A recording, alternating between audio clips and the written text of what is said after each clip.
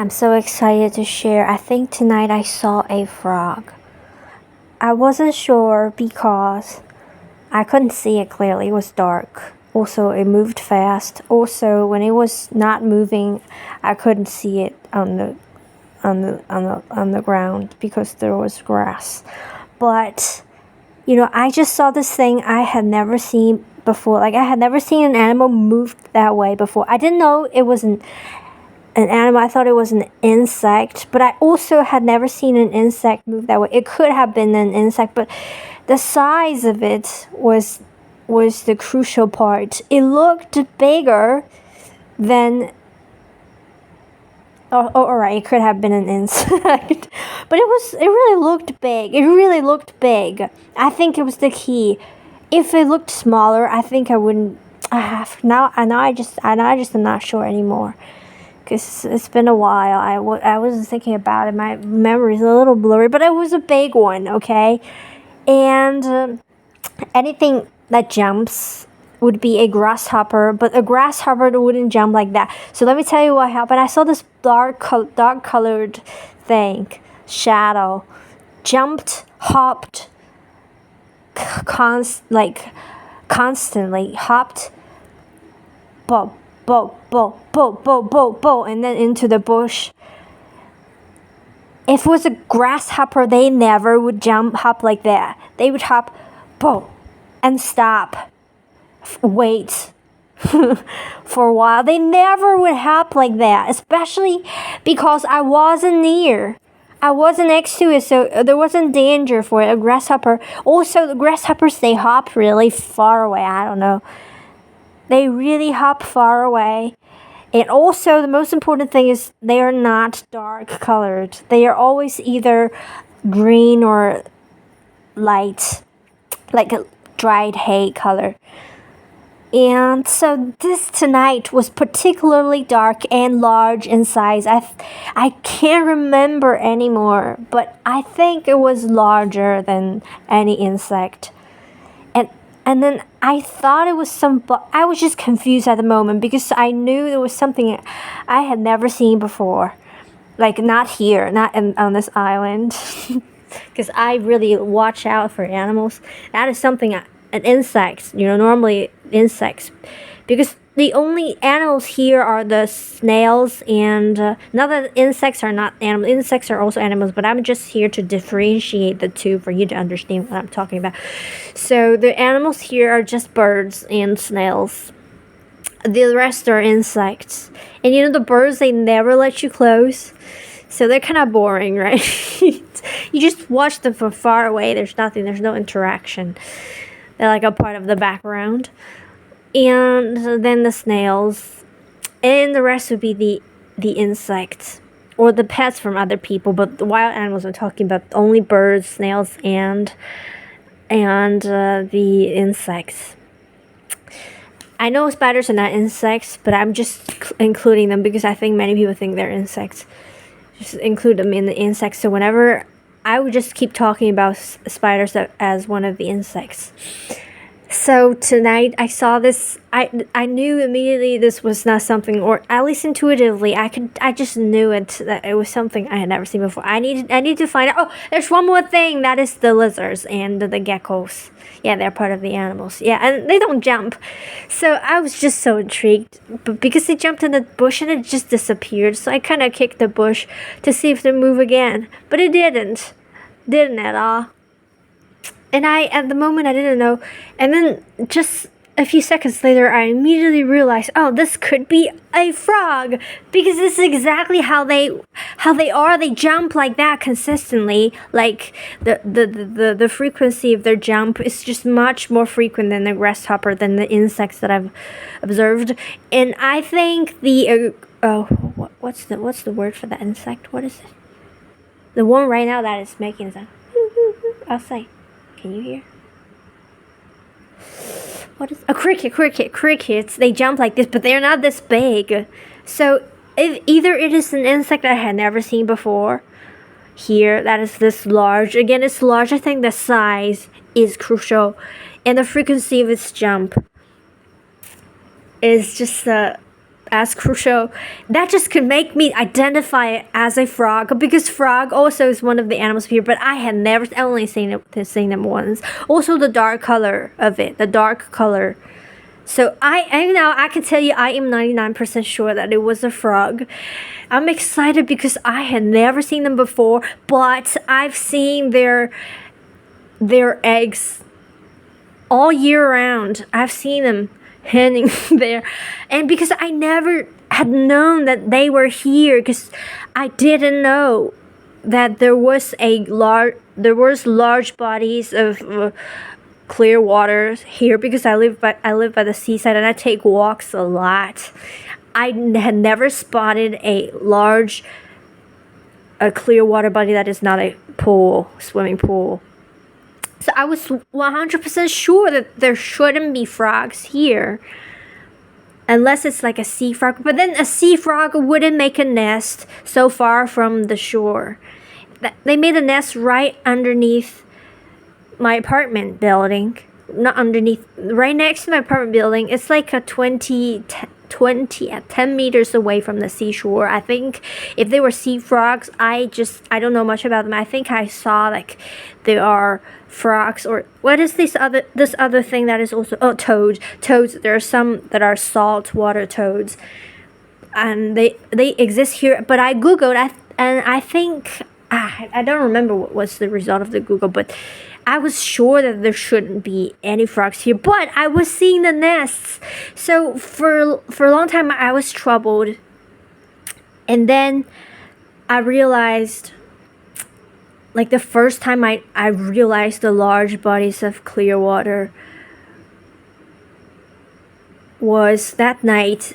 I heard this loud frog singing, like millions of frogs singing. It's so loud. I live on the top floor of the building. It's like a 20 plus floor. Here it's really far from the ground, but because they're so loud, there's so many of them that I could hear them clearly. I just went downstairs. It was night. I was in bed, I think. But I had to go downstairs to spot where exactly they were. But as soon as I got onto the ground, I couldn't hear them as clearly. And that was also one of the things I discovered here, is if you live high, you not only can see far, but you can also hear far clearly. You think if you stand high, you can see far away, but you can hear less. It's not true. It's actually, you can both see far clearly and hear further than when you were on the ground. So on the ground, it was harder for me to find the source of the sound, but I just looked around, and because I knew it was there, it was real. So I kept looking, and then I finally noticed that right next to this other building next to mine, there's this large area that is completely wild, like wilderness, like man-made wilderness, because it's just grass. I think it was planned to build something, but nothing was carried out there. So there was this large, because the grass there is really high, so you can't possibly see what's in there. But that's when I realized, that's where I heard, as I walked closer to it, I could hear the frogs, and of course there were frogs. And that's when I realized it was the ponds in there formed naturally from rain. And I had completely overlooked it. Also, it was totally reasonable because of the grass. It's so high, it covered everything. I couldn't have guessed that there would be ponds in there. Also, because it's a man-made place, so everything, the land here is pretty flat. I would not, out of my mind, think that there would be large bodies of clear water inside of the grass. So that's when I had the aha moment. Okay, that's where the frogs came from. But then why would they make nests so far away from this part? Because like I said, I saw not the nest, but the eggs. They are right next to my apartment building, which is a building away from these large ponds that I can't see, but I think I spotted it. And so forever I was trying to figure out where they lived. Like, why would they make eggs so far from that place? And the place that I spotted the eggs are always near this this entrance to the underground. But also, if they lived in the underground, why would they come and lay the eggs like outside of the entrance? That why not inside, like hidden inside? Because I thought maybe there's water underground, like rainwater would rush down the stairs or what. Even though I couldn't see, and then I thought maybe it's on the roof of this entrance, but because it's so high, like I showed in my other videos where I tried to show you the frog egg, and it looked as if it was short, but if you walk closer to it, you would realize it was like a 3 meter tall. I couldn't even reach the eggs. I would want to touch it because it looks really interesting. So I could never reach the eggs. It's always at the top, at the edge of the top of the roof of the entrance. And so I thought maybe there's something like the roof maybe can hold water. But because it's so high, I couldn't see. And I could maybe climb, but I wasn't sure because the platform next to the entrance, I could climb onto it to stand on it and to look at the top. But it looked kind of frail. It's made of concrete, but it looks like it has cracks on it, and especially on the side of it, it's written, "Do not climb." So, and also because in the open space, if I try to climb, especially the rule says do not climb, and especially it looks like it's all cracks, maybe I could just break it and they would blame it on me, and there are cameras here and it's in the open space, everybody can see me. So I never climbed on it until the day before yesterday. You know, by the seashore, there's this short wall to stop between the sea and the walk. So there's a short wall. I would always sit on it, like many people do. And suddenly, just by chance, as I was standing on the wall. I turned around. I realized I could see the roof of the entrance from just on top of the short wall, and I spotted that yes, the roof could hold water, which I didn't really believe because I thought it should be solid, especially, you know, that rainy day I hid from underneath the roof, and I realized there's like wires that supply electricity to the lights that provide light for inside the entrance. So on the roof there are lights and there are wires inside the roof, so there shouldn't be, like, I think if they really wanted to make it safe, I think they wouldn't make the roof in any way that it can hold water. Like they would try to make it flat, but it wasn't the case. What I saw from on top of the short wall was that the roof was like, I don't know how to describe it, like a shallow cardboard box. It's very shallow, but it has a very wide, like the whole roof is the space, and there's like a very short wall surrounding the roof, so the center is completely empty and open, and rain can just be caught in there. And I don't know why they built it this way. Also, that then makes the roof much thinner than I thought. I thought the wall was the thickness of the roof because I thought the roof was solid. I didn't know that inside the wall it's just completely empty. And so water can totally be retained in the roof. And on rainy days, somehow the frogs, I don't know how, literally how they just found their way here. Maybe at night they explore, I think, yes. At night they just jump around and explore. But even though I had never, ever saw a frog, except that very night I went downstairs to look for the source of the frog, I saw frogs. I saw one, just one. And it was not dark colored, it was light. It was brownish yellow or yellowish brown, or just more brown, like, yeah, you know what I mean, like snake color. And but I know that frogs come in darker colors, many of them. So So now I was sure that okay, frogs sometimes would stay on the roof, and in rainy days, that's exactly how they would make eggs at the edge of the roof, the top of the roof.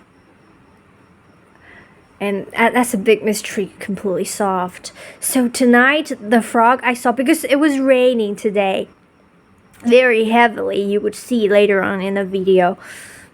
This video is being filmed after the video, that the part of the video follows this part of the video. Okay, because they're separate videos, but I just added them together. So this part of the video where I'm talking about this is being filmed hours after the next part of the video is when I started to talk about how bored I was.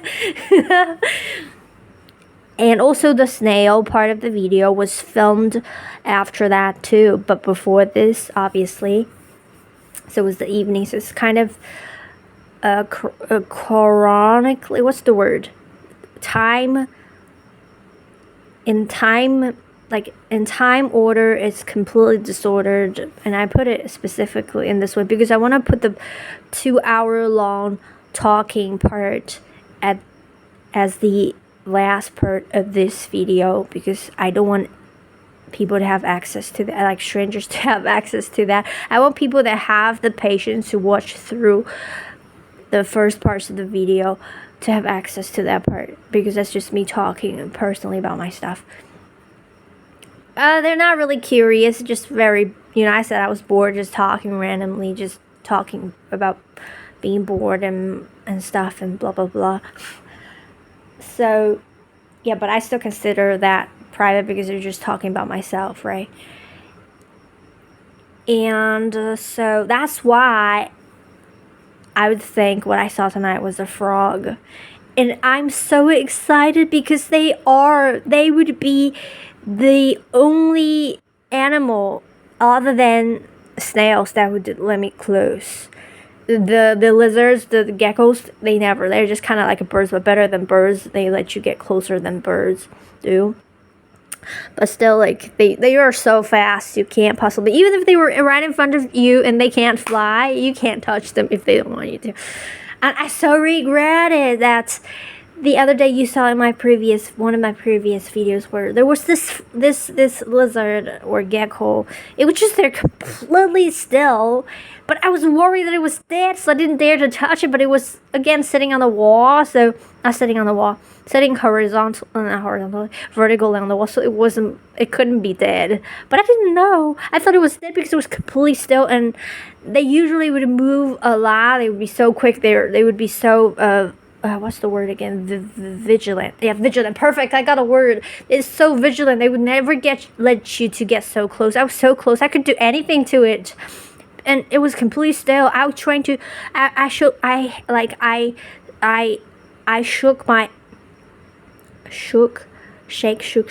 I shook my fingers in front of it to see if it would react.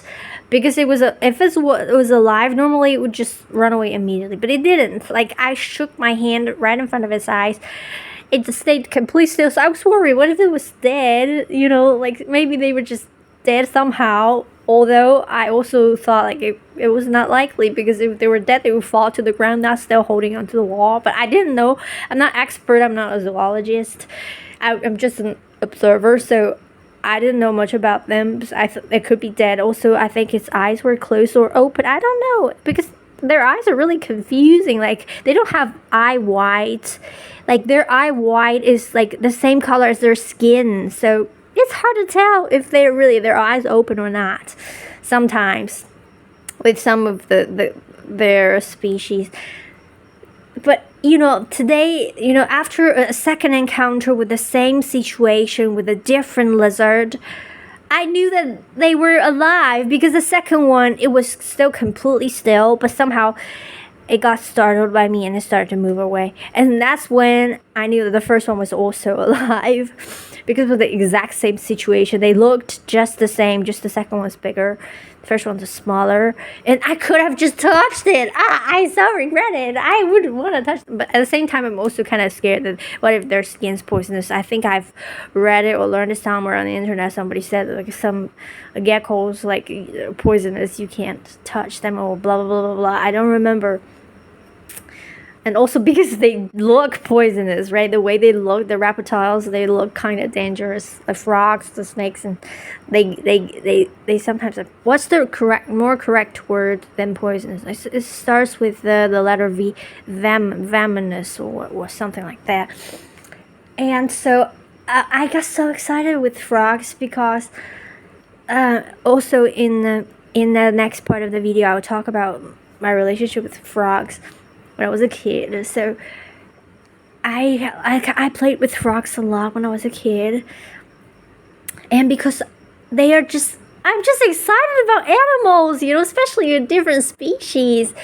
And when I learned that there are frogs here, I was so excited. And another thing here is, okay, another thing I forgot to say was the bats. There are bats here, and there's so many. There are probably more than birds here, because one night I saw so many bats flowing in the sky. Like there's so many of them. If you don't know that bats are a unusual and common animal, like what I used to think, you would think they're like just moths, because the way they fly, you can tell if you're observant at all. You can tell that the way they fly are different from the birds, so you wouldn't think they're birds, and they're pretty much the size of small birds, but because the way they fly, just totally not like birds, so you think they're moths. I would think they were moths before I knew that they are, like, for me in my head, bats only exist in ancient mountain caves far away from civilization, not something you should see where people habituate. Is that the right word I used? So I would never expect to see bats. So I probably have seen bats like many countless times in my life. But before this very point in my life, I never knew that I could see bats. So I think even the times I might have seen them, I didn't know that they were bats. I would think they were moths or birds or something, whatever, you know. Because especially my hometown is a place that's just so filled with the variety of animal species. There definitely are many bats there, and I definitely must have seen them when I was a kid or when I was there, but because I didn't know that it was possible to see them, so I definitely didn't know that they were bats, even if I would be looking at them. So they're bats here, and I'm so sure because I saw them. And you know, the first time I saw them and I identified them, I mean, that was so thrilling. And then, yeah, the bats here, and then the frogs. I'm just so excited that I got so close to see a frog. But I've lived here for 2 years, and there's so many frogs in the ponds. Like I told you, like it sounds like a million frogs when they what's the word, when they chant. It's not sing. They don't sing. What's the word when they call, when they speak, when they quack? Like a million of them, as if. And I do know that they come in huge numbers, like, because you know they're again, I don't remember the word that starts with the T. That's premature frogs. That's their children. Their youngs are very many. They come in many. So the frogs, there's so many of them. And oh my god, it was just so thrilling to be able to get close to a frog and to be able to identify it. It's just so amazing, you know? So amazing. Right now, what I can hear is crickets. I don't know if you can hear the classic cricket sound that people would use in videos to what's the word again? Symbolize. Oh, perfect. I got it. To symbolize embarrassment. Or, you know, sometimes they use crow sound. Wah, rah, or sometimes they use cricket sound. It's not a sound that humans can make. Maybe some people can. Yeah, I believe some people can. And let me think what else. Oh my god, I am such an animal enthusiast. I love just talking about them. Especially love talking about them to somebody that also are enthusiastic. Otherwise they would think I'm completely being boring. I can understand. And I'm so enthusiastic about them. Absolutely. So I think like Australia would be a perfect place for me. But the problem is they also got loads of large insects and spiders, especially. So that really intimidates me. I really don't want to have that too. So it's quite of a dilemma. I think I don't want to go there. But also people told me that if you live in a city center or something like that, you don't expect to see them, like the large insects. If you only live in the suburbs, then you would see them. And the kangaroos, I'll be so excited to see wild animals, whatever. And then they have like parrots as their wild animals. Can you imagine that? Parrots, and anywhere else in the world they are like pets. They are like so rare. They're never wild. But it's just so amazing to think that parrots are actually wild animals in Australia. Like they're everywhere. Like the kind of parrots that people keep as pets are wild animals. Well, in Australia, that's just so. It's just so like unbelievable, surreal. And then kangaroos. I don't know. I love Australia. I also love one thing about them. That is they walk around without shoes. Like many of them, they just walk around without shoes, like barefoot.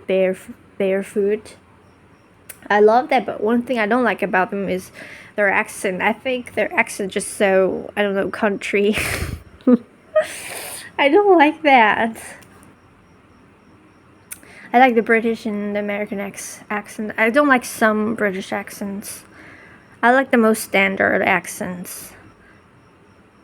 Yes. I don't like the dialectic accents because I find them embarrassing. Please don't judge me. That's just my honest opinion. But you can judge me, in fact. I just need to find a way to not fear your judgments rather than stopping you from judging. Judge me away, however you want. But if you listen to my video to this point, I don't think you would judge me. You would be loving me because of my enthusiasm, my passion, and my innocence. My innocent, pure enthusiasm for animals. I just think it's just, even talking about it is so exciting.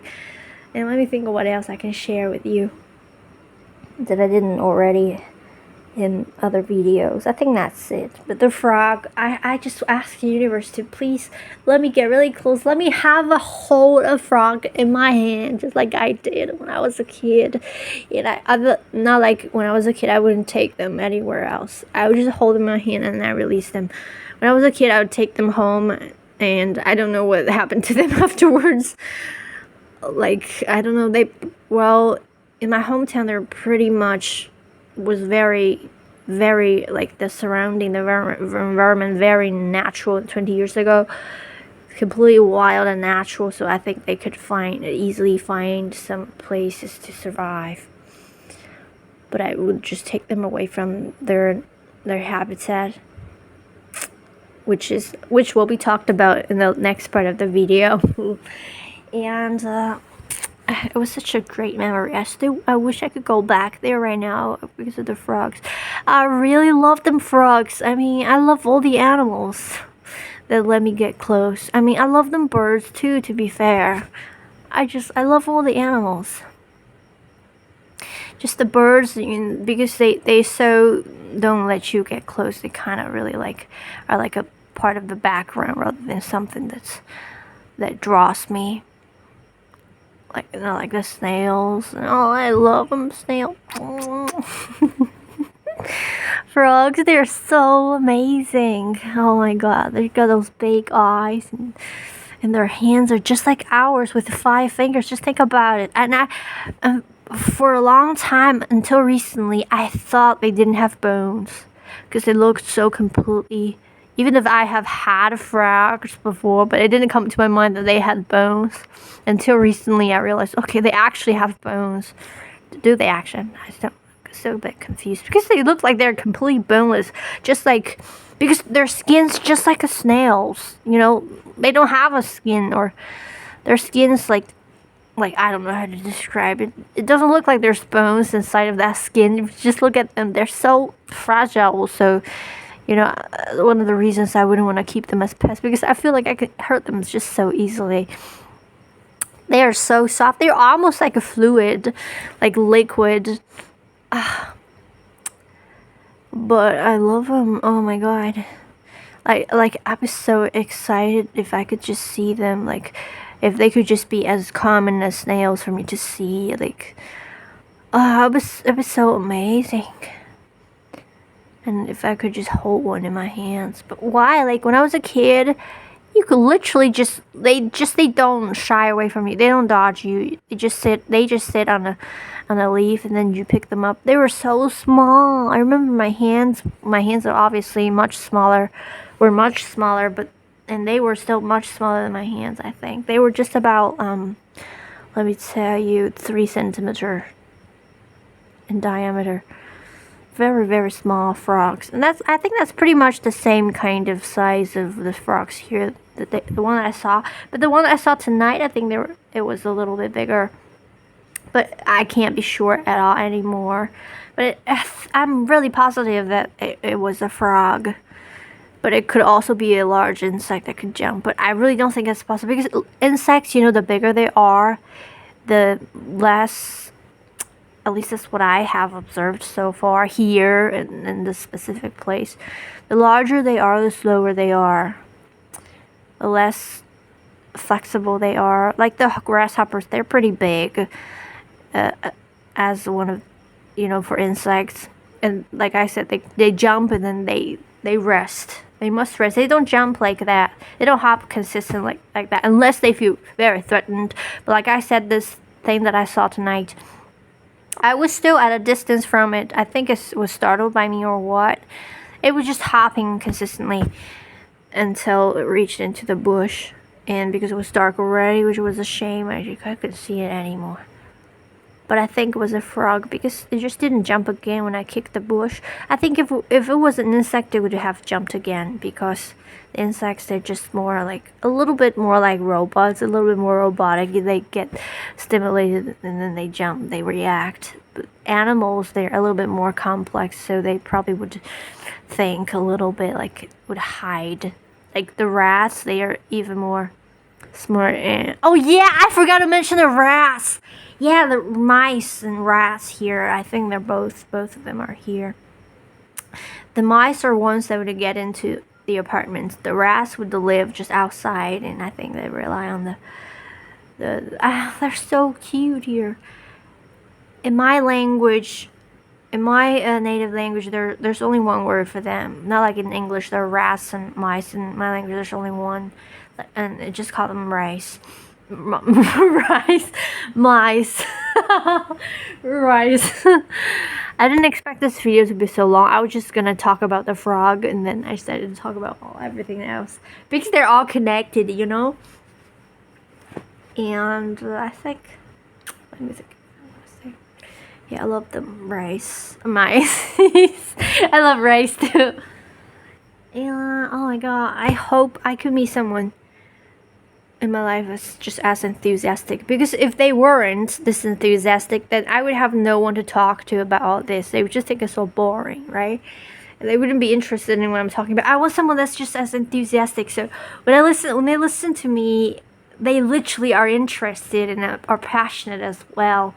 That's just so good. And also, if we take a walk outside and I spot like a fly, they would be interested, you know. Not like some people that are boring, they just don't show any interest in insects, especially flies, because they're really common.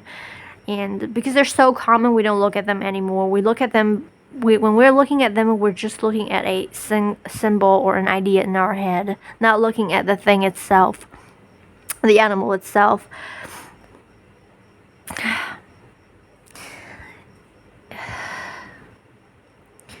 I love them. The flies, they're just so amazing. I think I've expressed it extensively in a previous video. And they're just so amazing, especially when you stare at them, because the way they move, you kind of just get lost, as if you just, the frame of your world just dropped. That's just this mystical experience you have when you stare intensely at them, when you just gaze at them. I suggest you try it out. But I can understand if you're someone that I used to be not interested in insects half as much as I am today, because I was mostly scared and I just wanted to stay away from them as much as possible. So yeah. Anyway, the insects, they are all the same, but we have given them different names, but they are literally all the same. Not just the insects, all the animals are exactly the same. They just look different, but they have the same core. That is, they're just very simple, and they're just very innocent and naive. They just do whatever they've got to do, right? We shouldn't label them as pests or as beneficial to us. It's a very human-centered way of looking at them. I really don't like that. It really breaks my heart. I can't live with anyone that thinks that way, that looks that way at animals. Well, my previous friend, I think he looked at things that way, and it was okay to me only because we already had a lot not in common. Like, our bond was, again, it was just a companionship rather than a true soul level connection. Even though he was a biologist, and he also preferred smarter animals, like he was really into crows. But I'm like, the sillier an animal is, the more I am into them. Like, if they are like less smart, I just would want to care for them more. Like, I care about them more because I feel like they can't care about themselves. They can't take care of themselves well enough. So I kind of feel for them. When it comes to the animals and snails as well, and flies, you know, the underdogs in our world, like flies, people despise them. People are so annoyed by them, and rats and mice, snails too. You know, because snails are all, like, many people are like disgusted by them, but I do know, like, there's a huge enthusiasm out there for snails. I've seen, like, people. I think many people love snails, and you know, you would think that I have been like this all my life, but let me tell you, when I was a kid, I wasn't interested in animals as much as I am today. Like, you would imagine that when I was a kid, I would spend intensive hours in nature, observing animals, critters, but not at all. That wasn't my life. I was pretty much not the opposite of that. I didn't show any interest in small animals, not at all. I was one thing was that I was into dogs. Yeah, I was into dogs, but not as much as I am today. I don't know how this all developed. I think this specifically intensified after I got into spirituality. Also, I wasn't as into nature as I am today. Like 2 years, I think 2 years ago. Yes. I loved it. I've always, you know, preferred nature. I'm always, you could say, a naturalist, but I don't know if that's accurate for me, but pretty much a naturalist. I love things natural. Like, I prefer acoustic instruments than electronic instruments, and I prefer, but it's not always the case. Like, you think I would prefer natural clothing, like made of natural stuff, but I actually, when it comes to clothing or styles of fashion, I have my own. That's a different style, more like a futuristic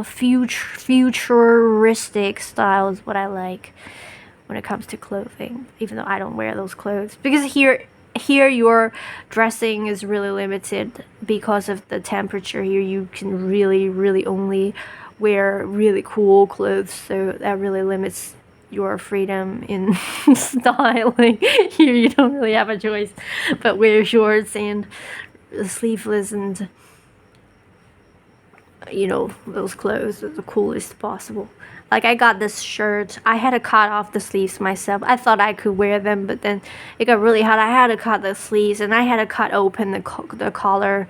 Like, there was collar around my neck. I had to cut it all off, and I had to cut a big hole on my back as well. And I had to also cut it short because the length of it was also kind of making it hotter somehow, even though it seems to be such a trivial thing for someone that doesn't live where it's hot. But I think most of the world is living in a hot place, is living in heat, I believe, unless you come from very north part of the world, or yeah, I think most part of the world is in heat, so you understand. And where I live, I would expect it to be one of the hottest places in the world, but it's not, actually, not at all. Somehow the more northern part of the country gets even hotter than where I am, which is a tropical island. So, which is really interesting, and I just got into nature so much. I'm so interested in nature. And the details, the things that I would, like the details, I was never like focused on the details. But today, I'm so focused on the details, like the patterns of the trees. They astonish me, and it's a very spontaneous thing. It's not that okay, I think I'm a spiritual now, so I'm just gonna focus on the details of nature because they are all spiritual creations, blah blah blah. No, it's not at all. I just find myself all of a sudden being so intrigued by details in nature, the way animals are exactly as what they are. I was not appreciating them the way I am today in this specific way or in these specific ways. And I didn't expect this video to be so long, because especially after I spent 2.5 hours talking again in the next part of the video. And completely bored as well, at least in the beginning. I'm so into nature, like I get so fascinated and intrigued by the views in nature, more profoundly in a way. I don't know if it's profundity or intensity. I think it's more intensity, more intensely than before. And it's just like when I used to watch videos that would maybe have nature scenes, I wouldn't feel anything. But today it's different. I get so intrigued, as if it was right in front of my eyes rather than on the screen. It's almost just as satisfying as really being there in the video. Watching it on the screen is almost equally satisfying as being there, because I get completely sucked in, and it's so intriguing. And yeah, completely intrigued. And there's one more thing I think is really important that no one has, maybe, like at least everyone I've met or in my life and on the internet, I've never seen this video before. So I think it's important to talk about it, also because it would really changes the depressive way that you look at it. Is that when you look at plastic in nature, you get mad, right? They think they're garbage. But think about this. There's nothing that the humans have created that's not a part of nature, that's not somehow extracted from nature. It's still part of nature. Like, plastic is also natural. We would think it's a completely human creation, but it's made of completely natural stuff. And there's nothing, you cannot think of anything that's born out of nowhere, that's not a part of nature.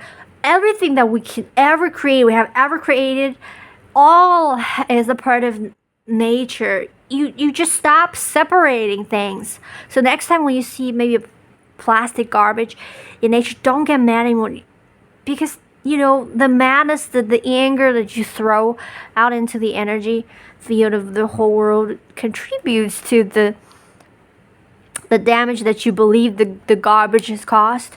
In fact, the damage that the garbage we have created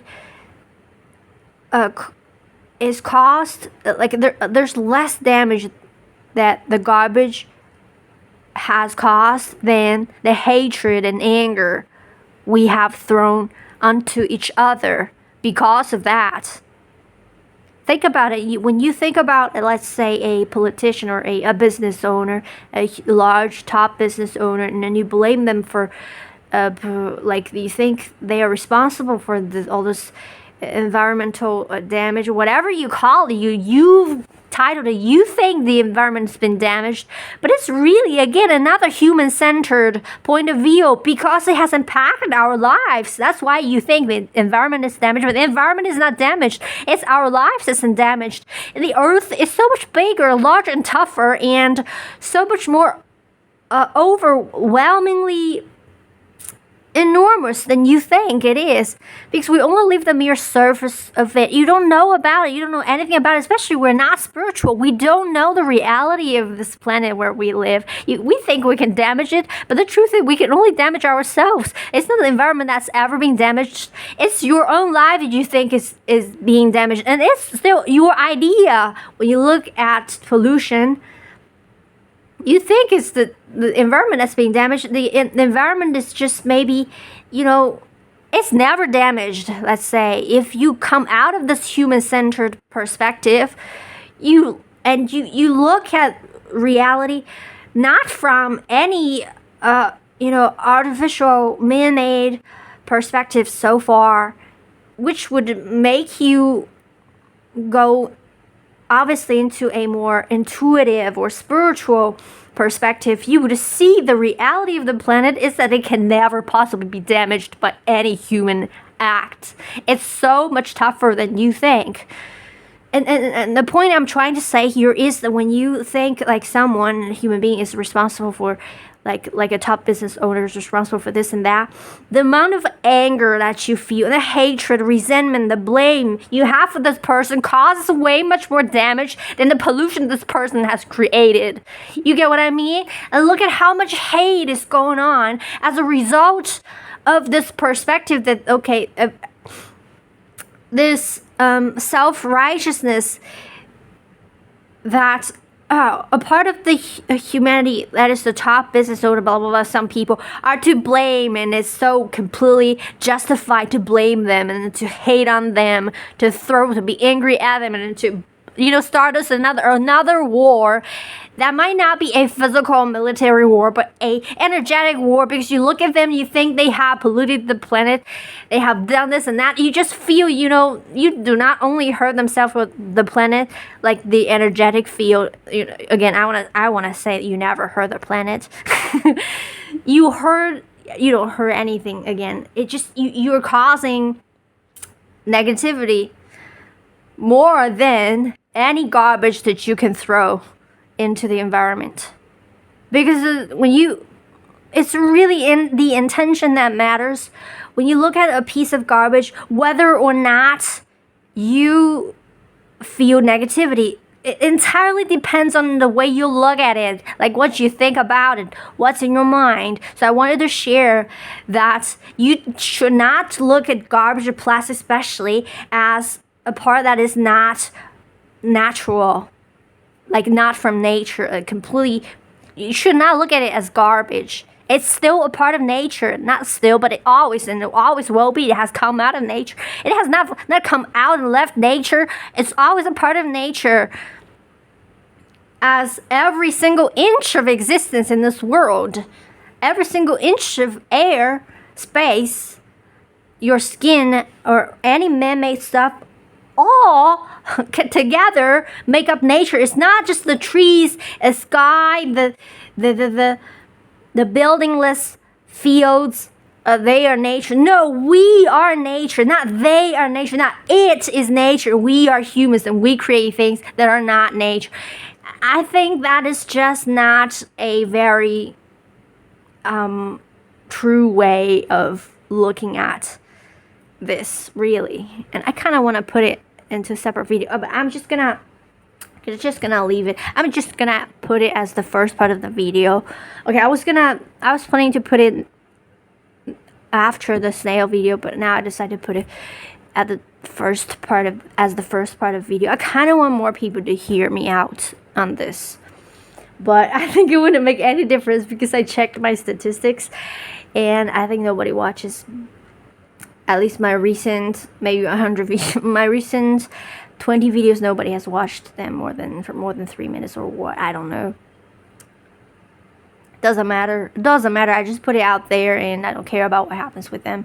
I just do what I'm enthusiastic about, what I'm excited to do, and then the rest is a universe's job. That's literally how you are supposed to live. You go out of your enthusiasm. You do things out of enthusiasm, not out of responsibility, not out of shouldens, not out of expectation. You know, your only responsibility is to follow your heart, is to act on your highest excitement at any single moment. There is no shoulds. There is no other responsibilities that you have. Any other responsibilities that you think you have, they're just excuses for you to not follow your heart. They're just distractions. They're challenges. And what are challenges? Challenges are what push us to follow our heart.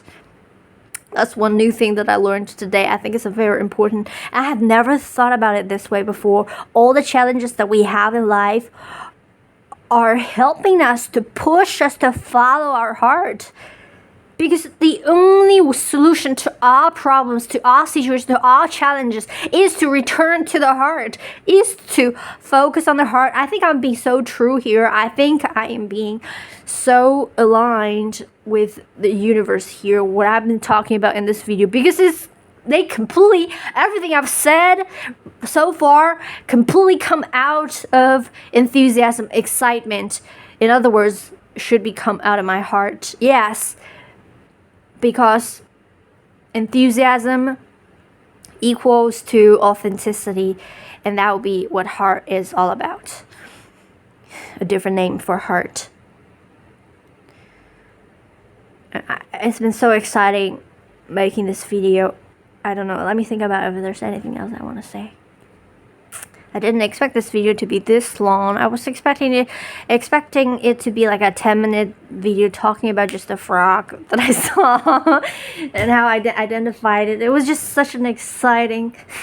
I just asked the universe to please send me more frogs. My dream is to hold one of them in my hand and watch them and maybe kiss them a little, and then please don't let them be poisonous, because I want to hold them and kiss them like those from my childhood. They were just so docile. Oh, that word just popped up in my mind. They're just so sweet. You hold them, they just sit there still. They're so nice that they would let me to carry them all the way from there to home. Like, if they tried to escape from me, I was just a kid, they would have managed to. I don't know what I did. I don't remember. Maybe I was holding them with my palms closed. Maybe, but I don't remember at all. And I don't remember what happened to them afterwards. I think they just ran away up when I was distracted from them onto something else, because I was just a kid. So I think they just jumped away or what. I never know what happened to those frogs that I brought home. Not home, I just brought them in the yard, not indoors. I'm still having this fear of being judged, like, you are so cruel, but I was just a kid. So I always feel the need to explain myself clean so that you wouldn't have any reason to judge me. But I should stop doing that, because you're welcome to judge me, because these would come as challenges to push me to follow my heart, which would lead me to places of truth. So you're welcome to judge me. In fact, I should just stop the urge from over explaining myself, and I ask the universe to please help me with this. And my throat just started to hurt. That hurt just dried. Let me think about anything else I want to talk about in nature.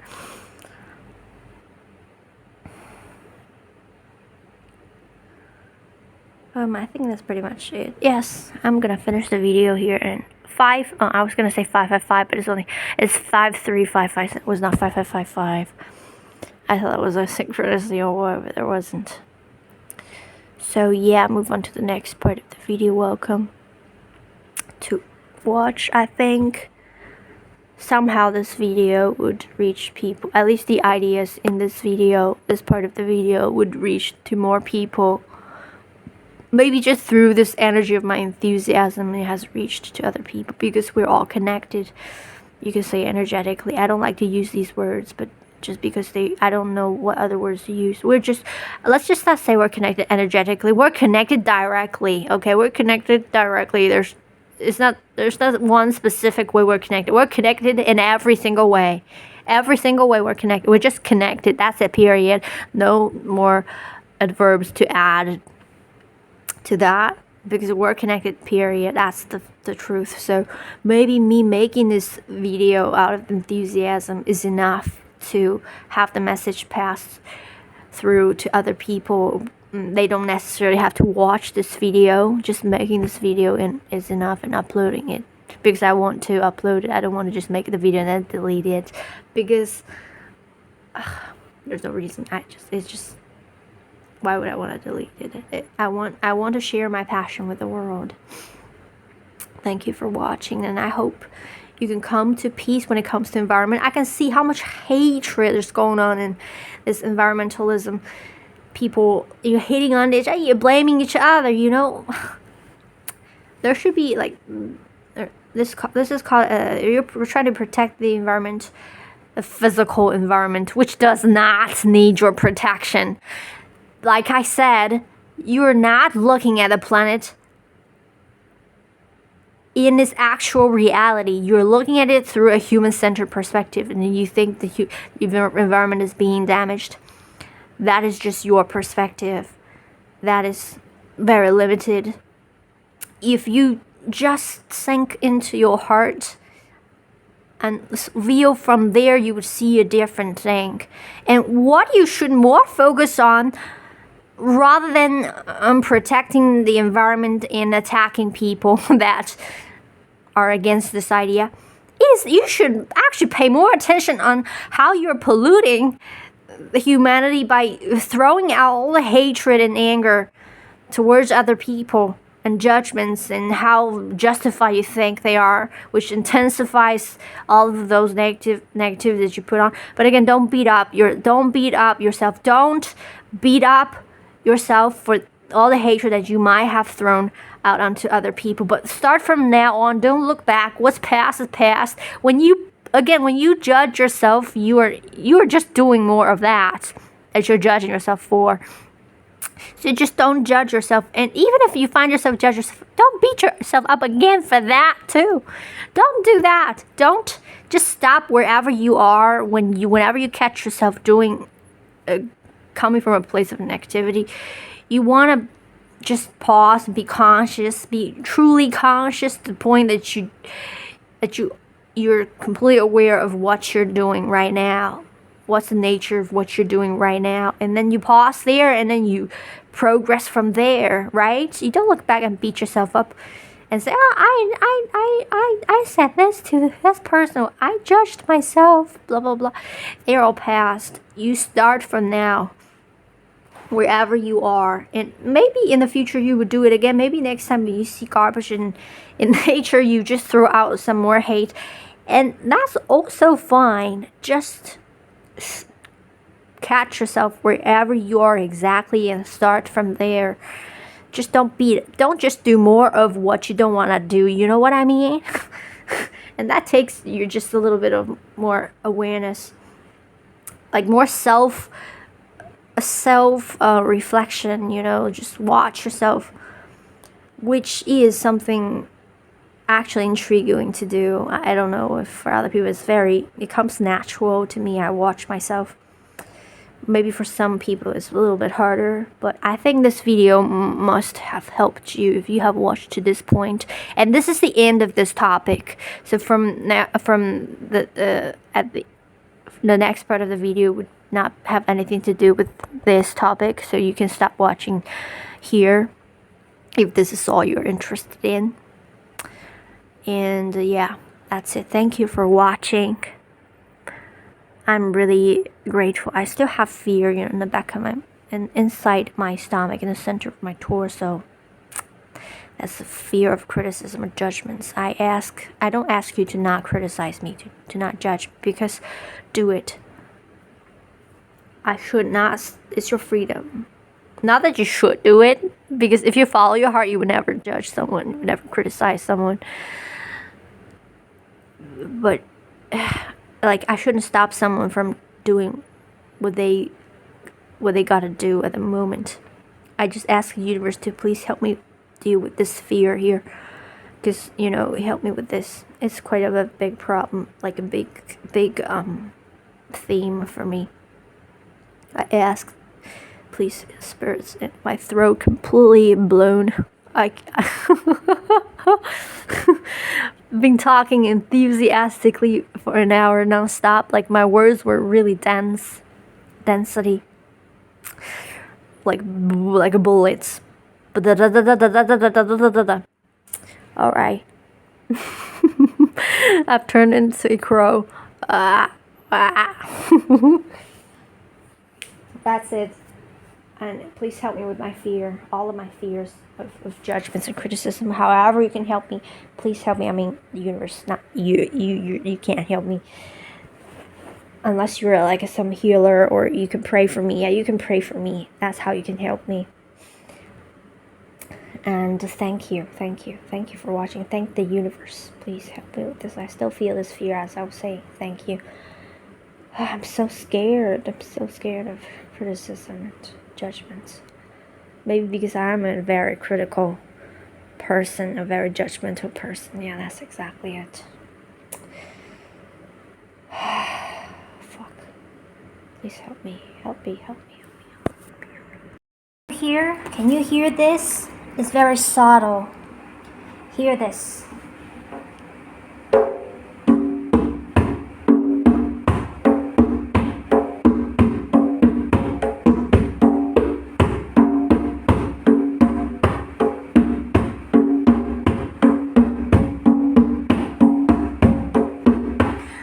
Da da da da da da da da.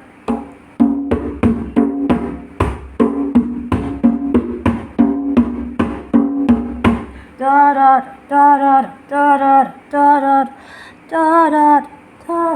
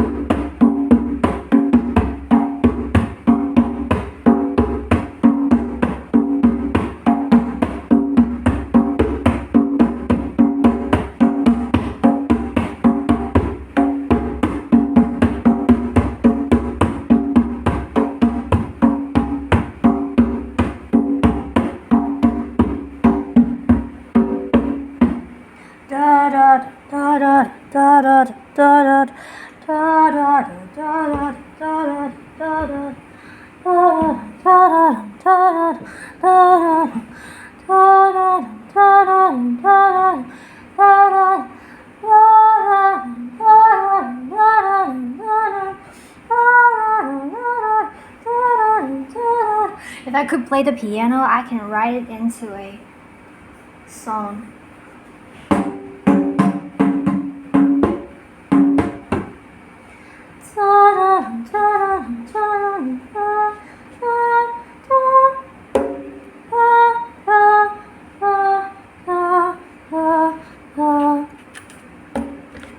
Could I play it here? Unfortunately, I don't know.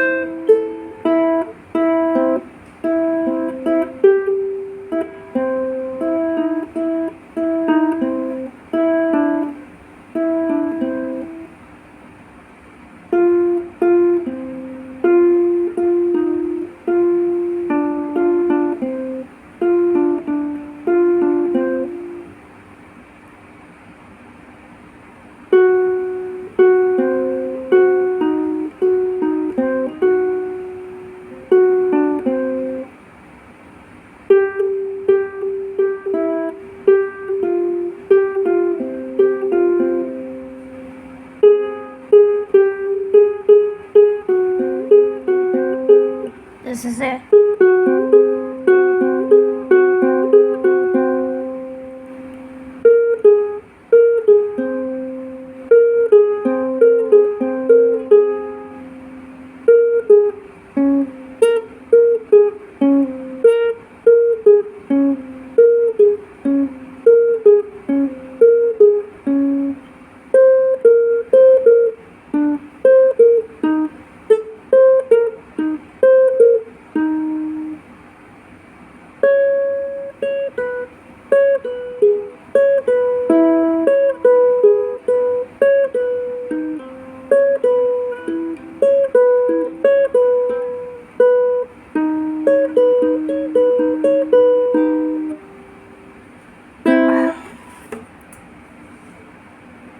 was maybe close.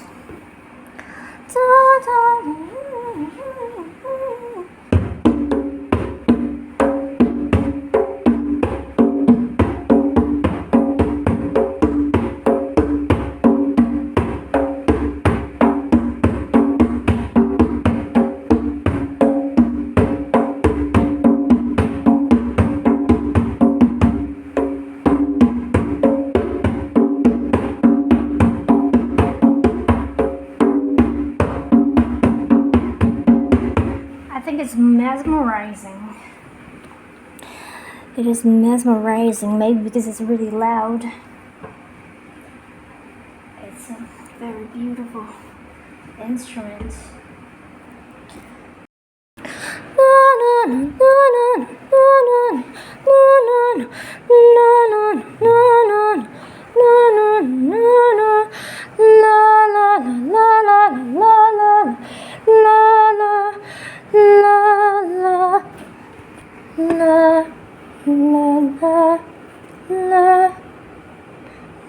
Very dramatic music, as if something's gonna happen.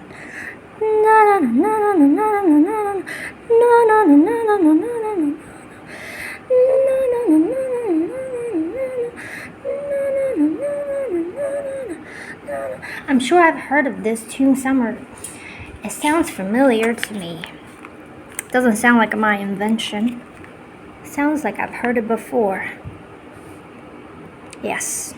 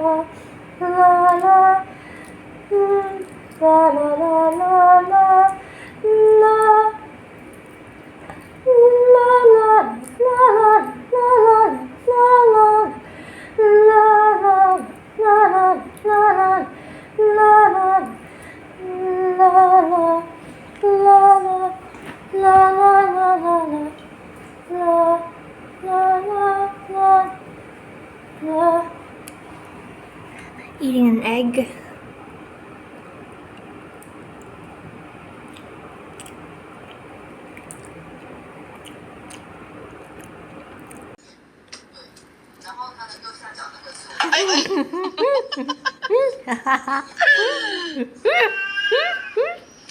Hello.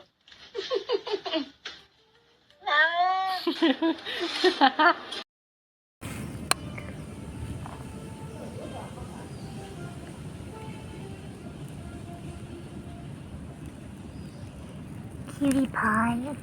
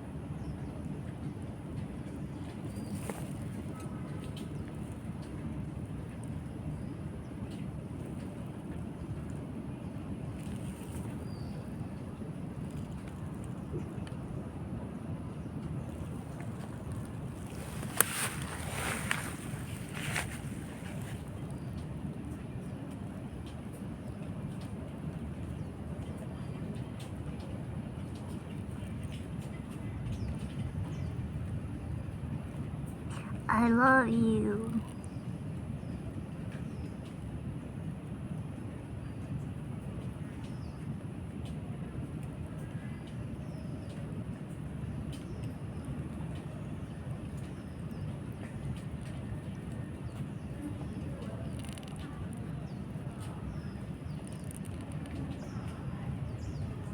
When a snail is distracted, they don't get startled by your pets, by your petting. Normally they would get startled if you don't warn them first. But the snail was focused on eating that delicious fruit. Here's another one. Do you want it? Here's another one. Would you like it? Are you full? Here it is. Can you smell it? Yes. Yes, baby. You're so beautiful. Take a bite. Can you smell it? Maybe you can't. If you just take a bite. You're so beautiful in camera.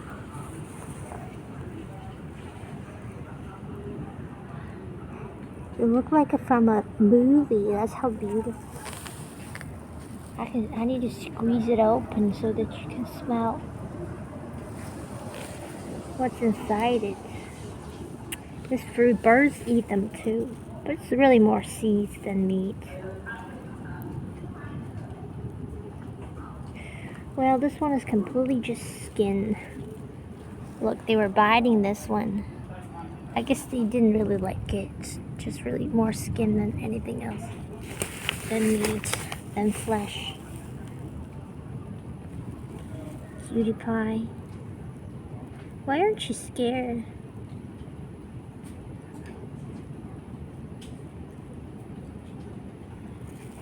Do you want to smell my hand?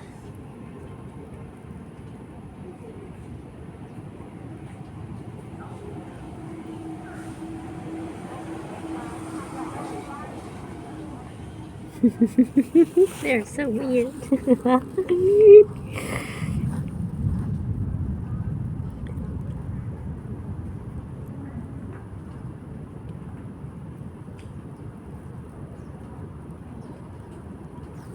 I want to kiss you.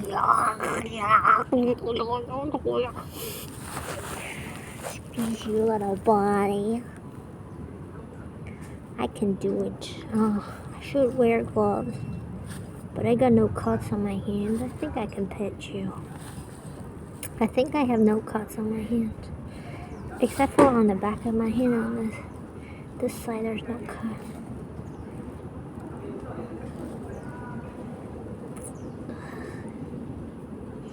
You cutie pie.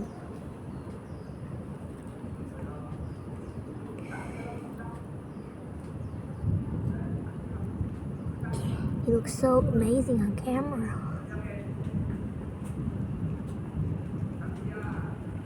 Look so much bigger. This is how big they are.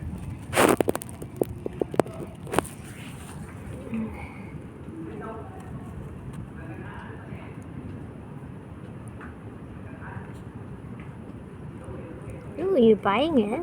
You gonna bite it? Yeah. Biting it on.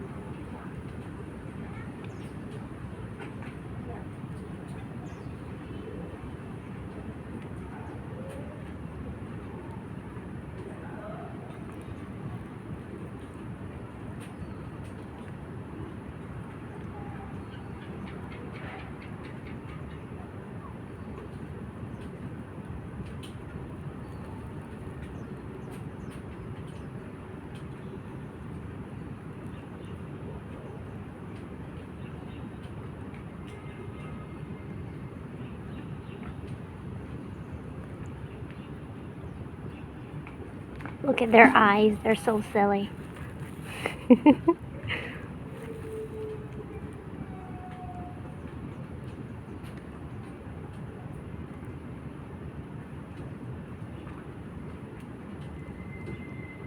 Like aliens.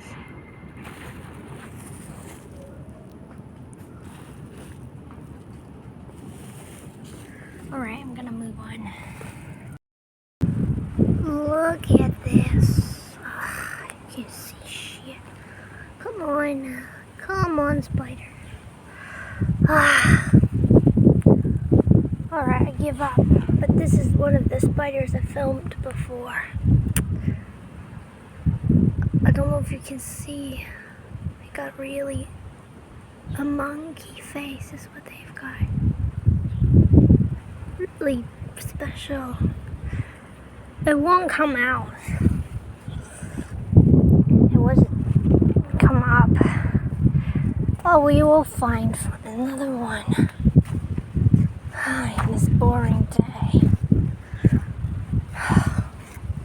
I don't know what those synchronicities in my life mean. I feel utterly bored today, like some of my other days as well. It doesn't happen often, which is to my big surprise, because I got absolutely nothing to do. But I only have few days where I feel utterly bored. That I had to leave my place and just come out because I couldn't stay there. There's just utterly nothing exciting to do. There are many things to do. I could clean my place. I could watch more videos. I could draw something. I could paint. I could play music, whatever. But I didn't want to do any of those. They weren't exciting. I had to come out.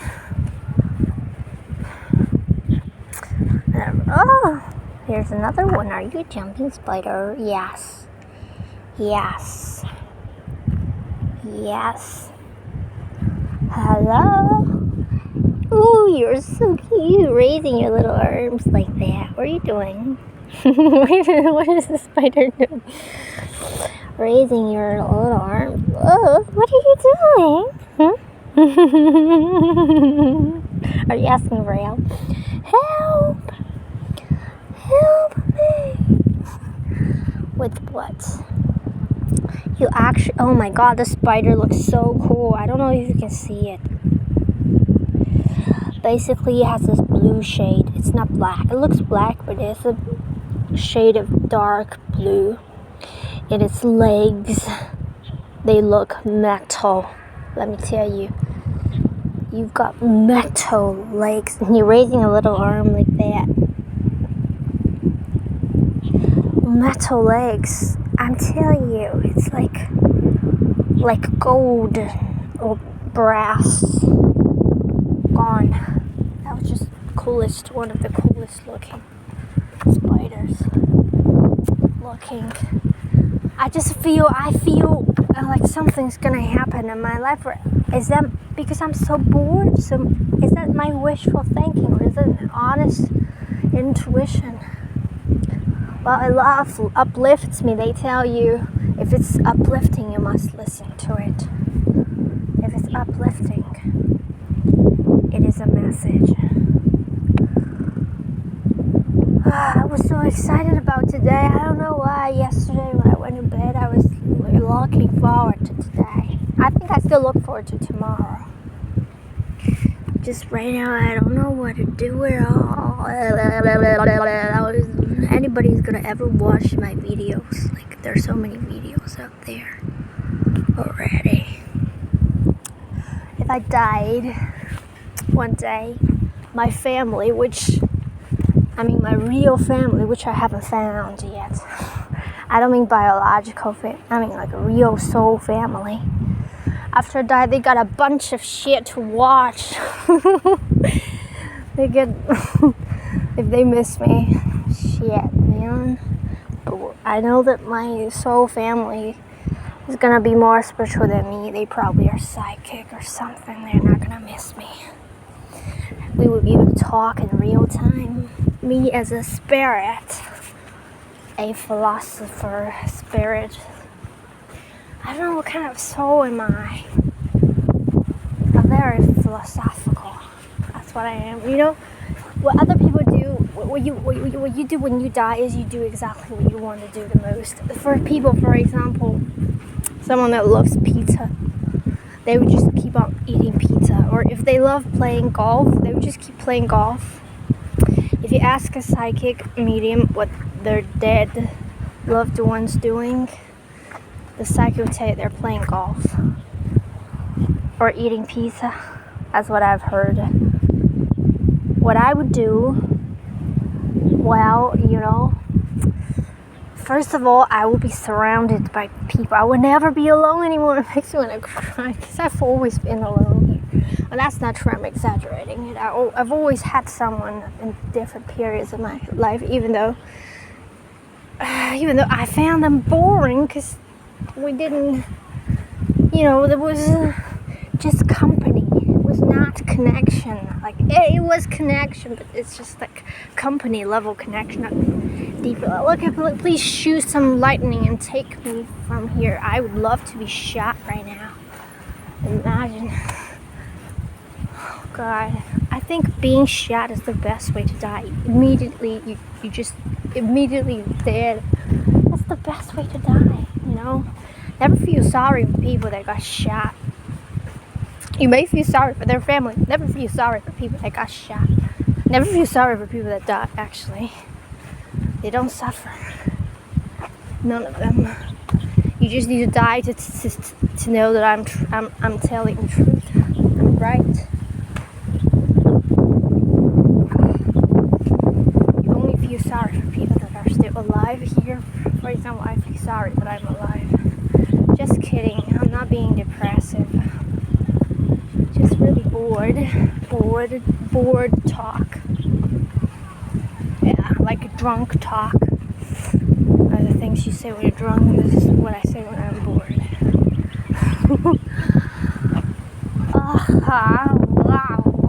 Wow. What do those synchronicities in my life mean? And some of them are pretty crazy, They couldn't mean nothing. Definitely means something. I just don't know what. Wow. Oh my God, I'm totally alone here walking down the street. Not a street. This is not a street. This is I don't know what it's called. Coastline. There are no shops. They're just buildings. I think it's a cool weather. In fact, if it was sunny, I would feel more bored. But it's getting thundering. It's more interesting now. Here's a black. You look like a typical classical spider, but you're a jumping spider. Oh, there's so many jumpy spiders here. I am so grateful. They just try to jump on you like puppies. I mean, some of them. Like, they're so enthusiastic, just like puppies. You look at them and they try to jump on you.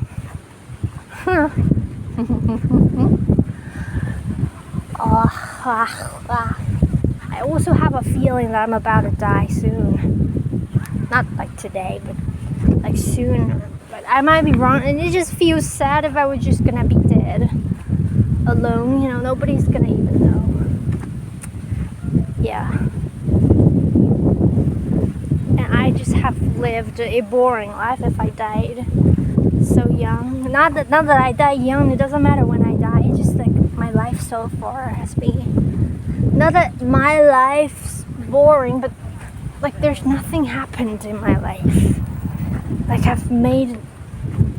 just feel like I don't think I will die. I don't think I will die. It doesn't make sense. Or I don't feel like this is how it's gonna be. Also, part of me feels like there's gonna be some sort of a thing. Like if I really were to die, well, actually, I don't think it will happen. I don't feel that's the way it goes. I don't even mind when it starts pouring on me. I wouldn't even run. Maybe I would. Last time I walked in the rain was when I was in high school. I did it deliberately. It was a PE class. Everybody went to take the class or what. I don't know. I think people went to do whatever the fuck they wanted to do because we never took PE class. And I just went into the rain alone, walking, completely soaked, drenched. Oh my God, when I started to talk about myself, my life, I I start to feel a little bit passionate. I like talking about my life because I think it's very interesting. And I think I'm lucky to be one of those that think their life is interesting. Because I know some people, they believe they're so boring that they have nothing to talk about, which is really sad. At least when I'm at the most bored moments in my life, I still feel there's a ton I could talk about, just talking about me. So, it's not that I have shared all of this with any of those people that have accompanied me. I didn't, just because I think I shared, but not like this extensively. I've shared in my videos more than I like the words I've said in those videos I've posted are more than all the words I've ever said in my whole life. Absolutely. In real life, I never got to talk for hours. Not even for an hour. Not even for half an hour.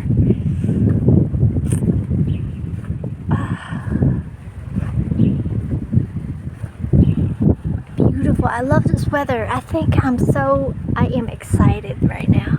Not bored anymore. I am excited. Oh my god. I don't know. No words. Speechless. Hooray!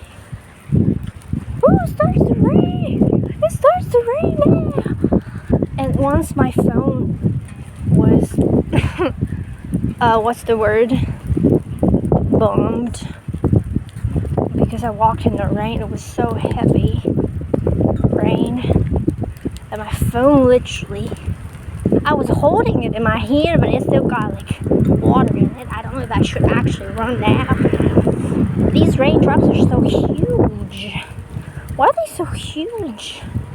I mean, there's not much rain. Very, not dense, but the drops are so huge. Jeez, yalla. Rise. Ow, you hit me on my eye. Alright, my glasses are useless now. But I want to stay outside. Well, there's a spot we can go outside, and there's a little shelter, but there are some strange noises there. But it's right out in the lights. It's nothing really creepy. It's just the entrance, the underground, and it's pretty there. Let's walk there, just 5 meters away. I'm even interesting when I'm bored. Am I not an extremely interesting person? Oh my god, I need to run! Holy shit! Let's go. I have no umbrella. Oh Lord. Whew, here we are.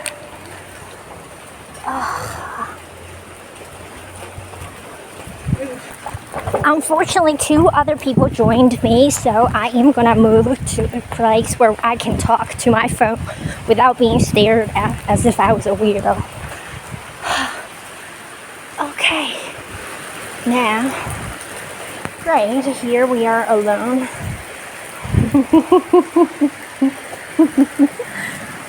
Am I not extremely funny to death, to hell? To sun, to Mars. Look at the rain. Come on, my phone. Oh my god, don't tell me. Shit.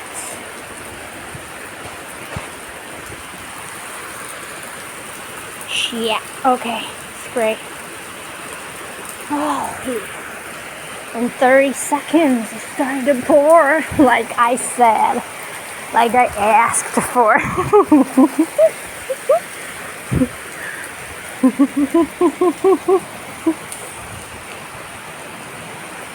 Should I go upstairs? Why do I feel there's hot air rising? I'm so excited now. I feel this anticipation when something like this happens, when I see dark clouds in the sky, I just have this sense of anticipation, as if something is gonna happen. Something profound. Where are my glasses? Oh my god, I thought I lost them. They're in my bag. I never lose my glasses. I only lost them once. And I think I did it on purpose, like subconsciously. And I've never lost my glasses ever before. My phone, I lost it once. That was it. And I still believe I did it also intentionally, subconsciously. Not consciously, but intentionally, subconsciously. I'm someone that loses things all the time, but I never lose something important. Never. Never. I'm someone that's forgetful, but I never forget something that is important.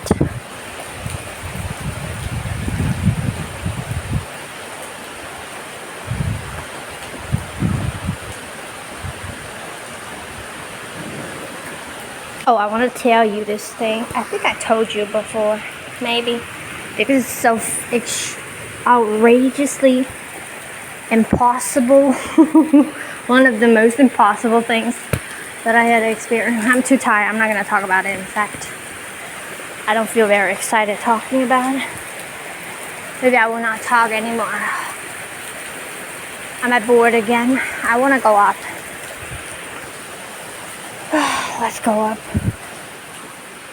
Let's go upstairs. Maybe you can stalk me, but you don't know which floor I live, which room.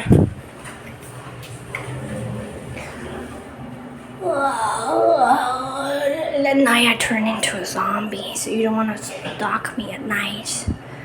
Because it will be like in the movie, in a horror movie. You open my door and then you see a zombie. Talking alone in the elevator with my phone. Oh my god. I can just let something happen. I want something to happen in my life. It's been 2 years. Not that nothing has happened. I have turned into a completely different human being. I realized it today. That I'm totally different from what I was 2 years ago. Let me tell you about 2 years ago. Exactly 2 years ago, 2023, September. I was still in the UK. I was thinking about where to go. I don't know if I already figured out when I wanted to go. Already in September. Should I turn on the lights or should I not turn on the lights? I think I can keep them off. La la la la. It's great that it rains this way. It never gets hot. Alright? It doesn't get hot. Which is great. Saves me a lot of electricity, yeah. I don't like hot, nor do I like cold. But I don't know which one I prefer. My favorite season is summer. But I don't know if that's still true. But if anybody asks me, do I prefer summer or which season is my favorite, I always say summer. But I don't know anymore if it's true. Maybe it is. Certainly, I don't prefer spring nor autumn. So it's either winter or summer.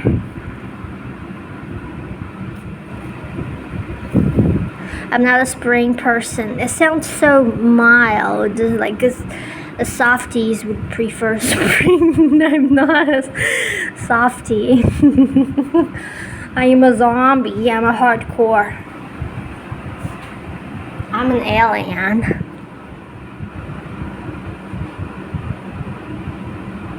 Da da da da.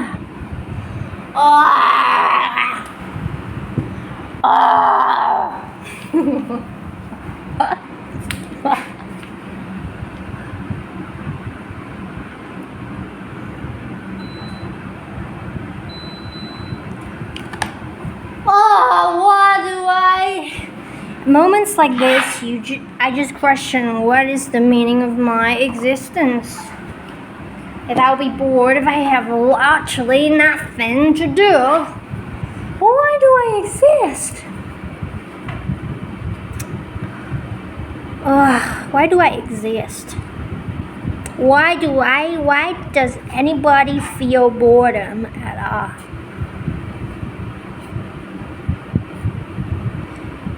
It's like I can't find anything truly exciting to be the goal of my life. Other than this one thing that's not in my control. I tried to control it for years and I just couldn't make it happen. So I knew that I learned that this is not up to me. Which is great too, which really keeps me away from all the paranoia I could have missed it somewhere along the way, but I know that it's not the case.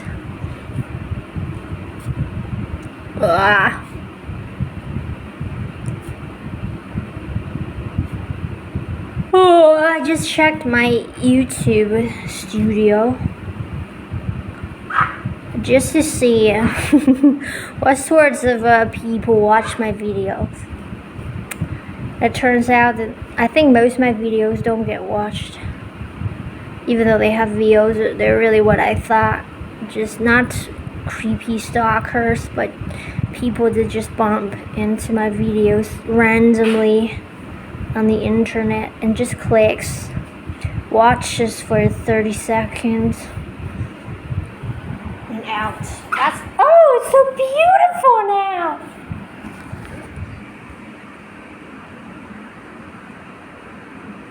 You can't see it, but the air has this hue of blue that you can't see if you're colorblind.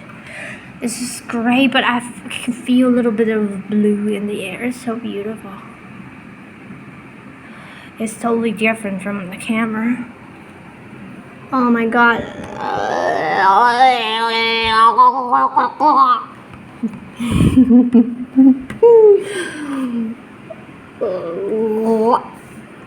Come on. Great. It's beautiful. Beautiful. You would think I'm like this when I'm drunk. Actually, when I'm drunk, I'm the opposite of this. When I'm drunk, I'm very thoughtful. Bolder, but not crazy. When I look crazy, that is definitely not when I'm drunk. Because I'm crazy by choice, not if I'm crazy, it means I choose to be.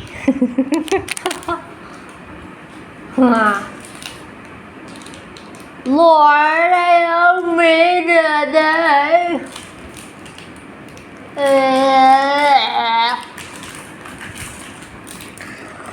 Help me today. I want to go back to my planet.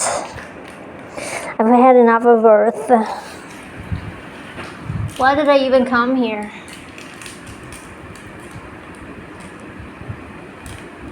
I wonder what my real name is. Probably similar to my given name. I mean, my own given name I gave to myself. Otherwise, why did I choose it? Actually, it's not my favorite name.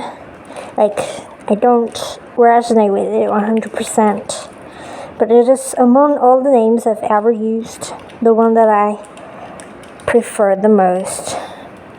I don't like any other names I've ever used.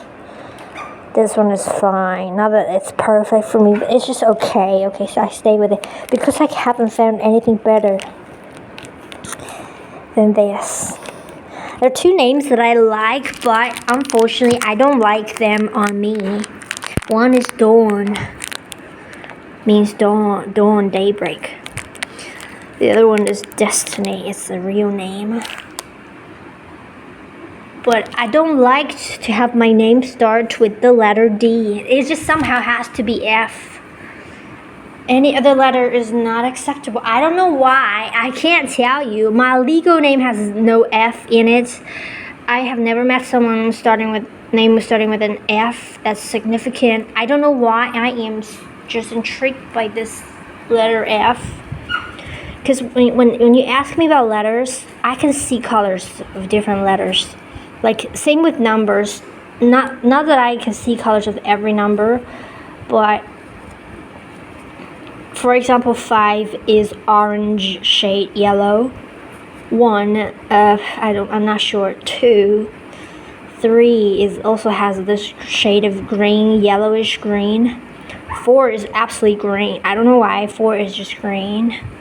5 is yellowish, yellow. 6 kind of blue. Yes, 6 blue, sort of bluish. 7, I don't know. 7 I think is also yellow. Yeah, but brighter shade of yellow. 5 has this orange hue to it, and 7 is like more of a less I don't know, brighter, and that I prefer less. You know, I like I like my yellows with a hue of orange in it. That doesn't make it look orange, but it looks more fuller and warmer. But the 7 has this yellow that is not. That is the opposite of that. That's closer to green than red. And 8, I think is a more dull color. I don't know what it is. Dull, like darker, closer to black, but not black. Just something dull.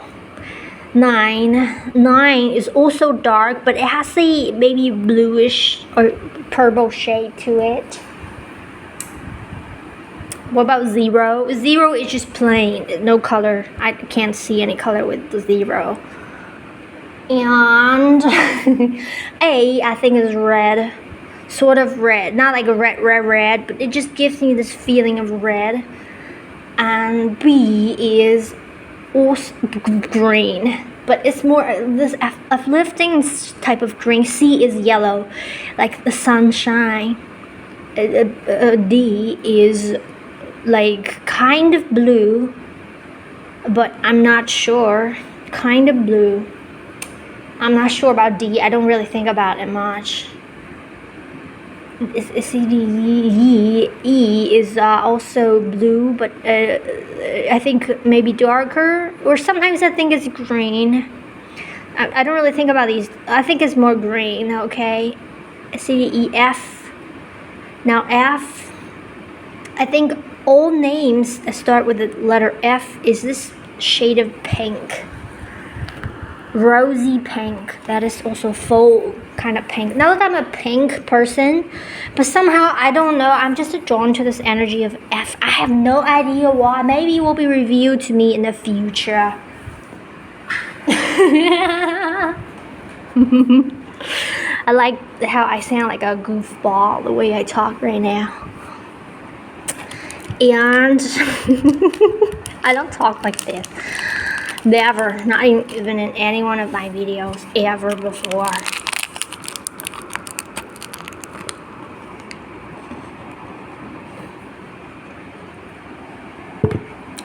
And by the way, I am eating the cookie. That is superb. Really good. Really good.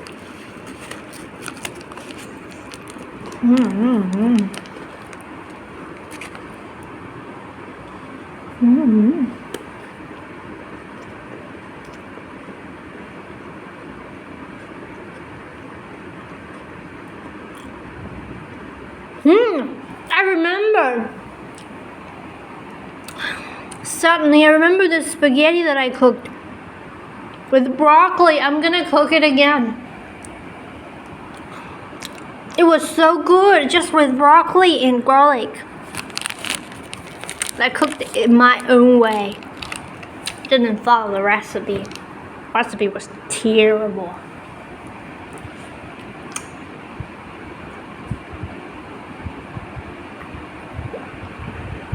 That's how I discovered my way of cooking spaghetti, and I started to cook it that way with every flavor, and it works perfectly for me, at least.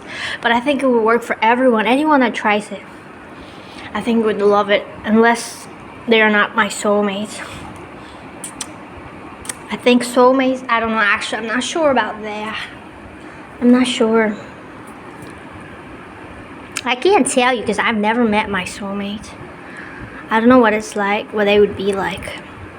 We would have absolutely significant parts in common.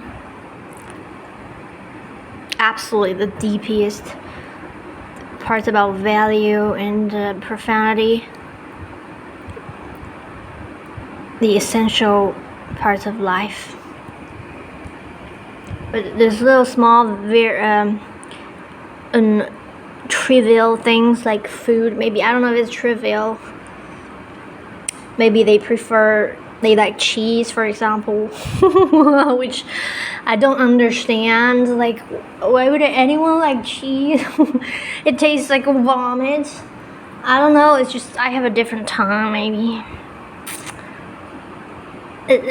Cheese really are different, but I don't know why you would like it. Like, maybe you can't taste it what it's like for me. That's why you like it.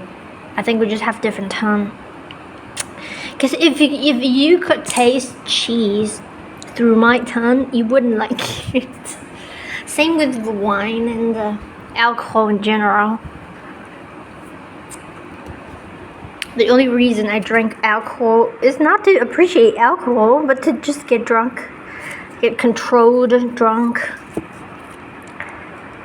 The perfect level of drunkenness.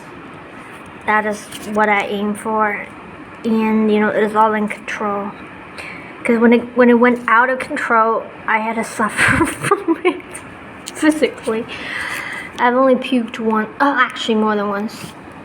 I don't remember the time. I was just drinking wine. I would never drink wine again. That was before I learned about me and alcohol well enough. I had a lot of wine, not because I liked it. I had to hold my breath to swallow that piss down my throat. Fuck.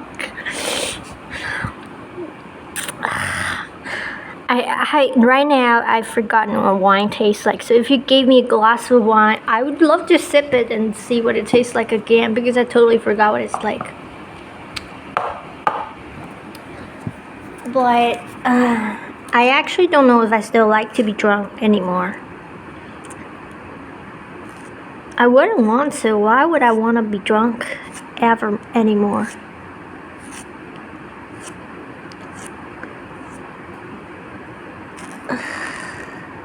I used to do this because it was super fun to do it, like go on a date with a total stranger and then you get drunk. Not like drunk. When I say drunk, I just get tipsy in a controlled way where I know exactly what I'm saying, what I'm doing, just with less concern and less anxiety or whatever, less unnecessary thoughts, judgments going on in my head. So it's really fun meeting a stranger, being drunk. I really loved it. It was so fun. And I've met so many people in my life, and I've been protected by the universe. I don't know how many dates I've had. If you call them dates, basically just go out and meet and talk. And I think I met at least 100 people. Maybe 80. Maybe just 80. Actually, maybe 60, 70 dates I've had in total.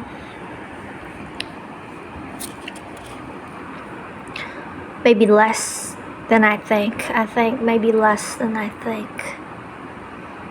Yeah, probably less. Maybe just 50 actually. 55. Maybe the 50, 55.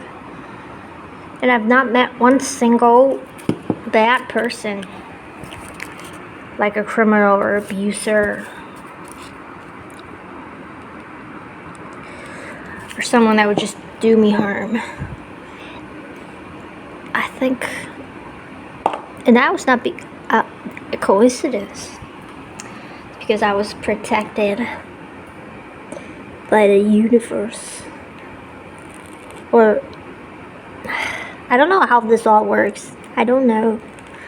But yeah, I absolutely feel protected. I don't even know if it's a thing that you get protected.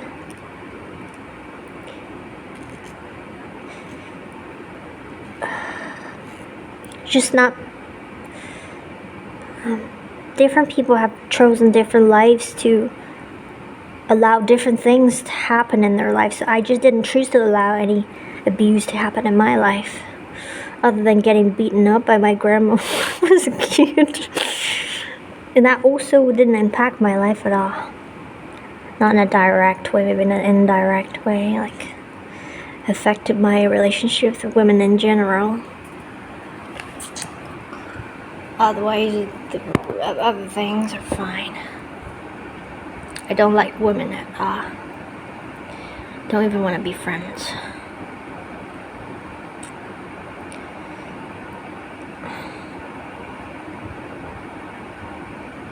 Maybe that has changed, in fact. But I don't think I can be friends with anyone that has such a strong gender identity that would say, I'm a man, I'm a woman, I'm a girl that's blah blah blah, I'm first of all a girl, blah blah blah. I can only be friends with people that are not like that. That are people first, that are persons, rather than the strong gender identity, or they don't care about gender. If someone cares about gender, it means they conform to whatever this gender role is expected to do. And this kind of people are just boring, conservative, and just really boring. Because they don't be their true self. They just want to follow whatever is expected. Like this guy, I don't even want to talk about it.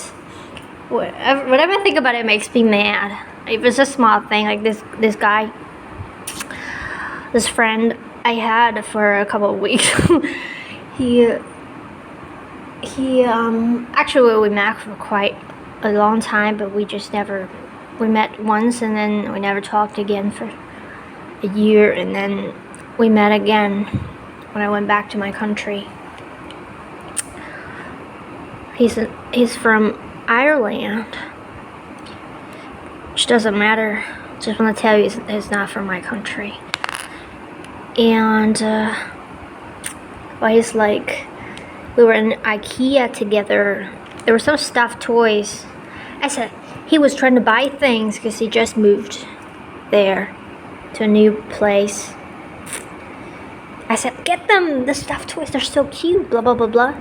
He kept saying, I'm a man. I'm a man. Oh. At the moment, I wasn't thinking much. But right now when I look back, this is so bullshit he was talking about.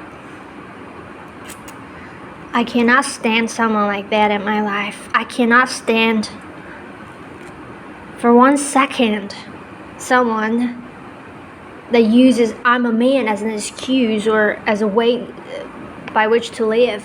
I can't do this because I'm a man, or I do this because I'm a man, or I can't do that because I'm a girl. I have to do that because I'm a girl. I dress this way because I'm a girl. Blah, blah, blah, bullshit like that. I don't think being genderless is like a special gender identity among all the gender identities out there right now, like 53 of them or whatever.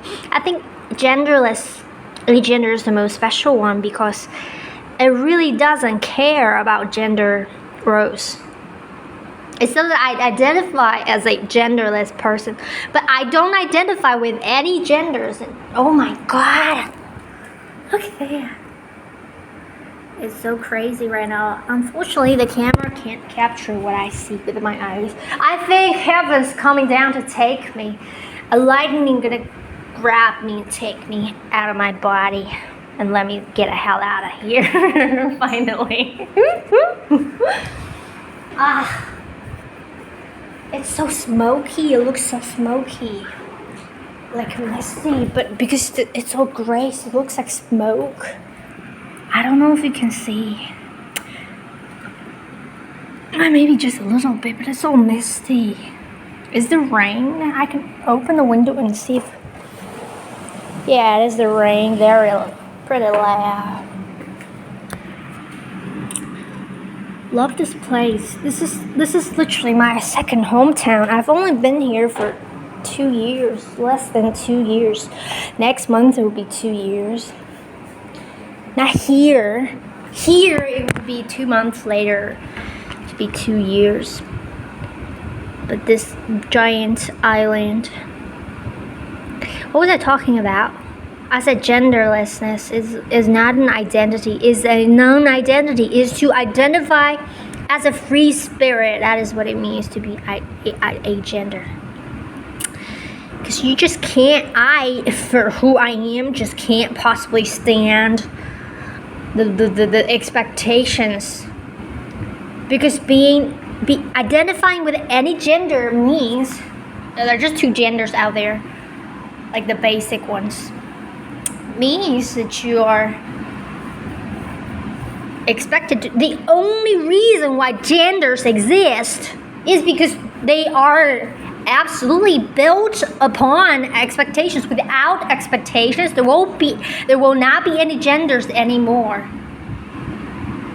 You know what I mean? What there are, the true facts out there are only biological sexes. That's what's real. Genders are nothing but social identity, stigma, and stereotyping. That's what genders truly are, the 2 basic ones. So yeah, of course someone like me could never stand something like that. In your wildest dreams, make me identify with something that is nothing but stigma, stereotype, and social expectations, and bullshit like that. Oh, I love myself. If I met me, I will ask me to marry me. Oh my God. And great news, I am me. I cannot get rid of me for the rest of my life. How romantic. I can't get rid of me for the rest, not just of my life, for the rest of eternity. This extremely interesting, profound person that I get to be with, but not just be with, but be. Imagine that. I won the lottery.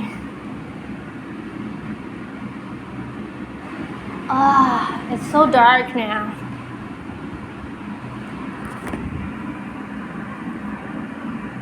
It's so dark. Yeah, this would be more accurate, but less dark than this, in fact.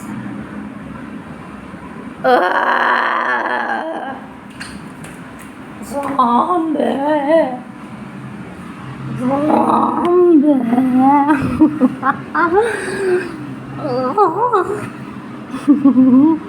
I think zombies are so cute.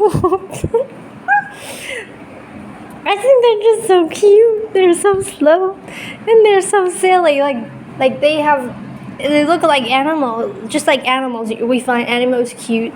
That's why I find zombies cute, even if they look scary. But their core is just so cute.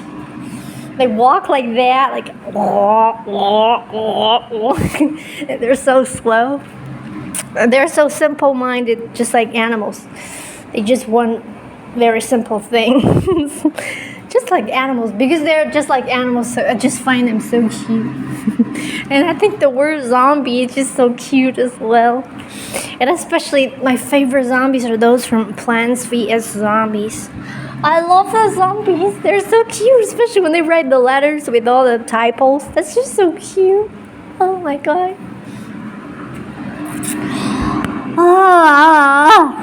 Look at this crazy person talking alone in the room with their phone for 45 minutes already. And have been talking. Actually, when I talk about myself, because I know I am genderless, so I can use she, her, because I know I am genderless. But for other people that are not me, they have to use they, them, unless it's someone that I absolutely know, that they absolutely know that I am genderless. They absolutely do not see me as anything more than a person, a free spirit with the zero stigma, gender stereotype.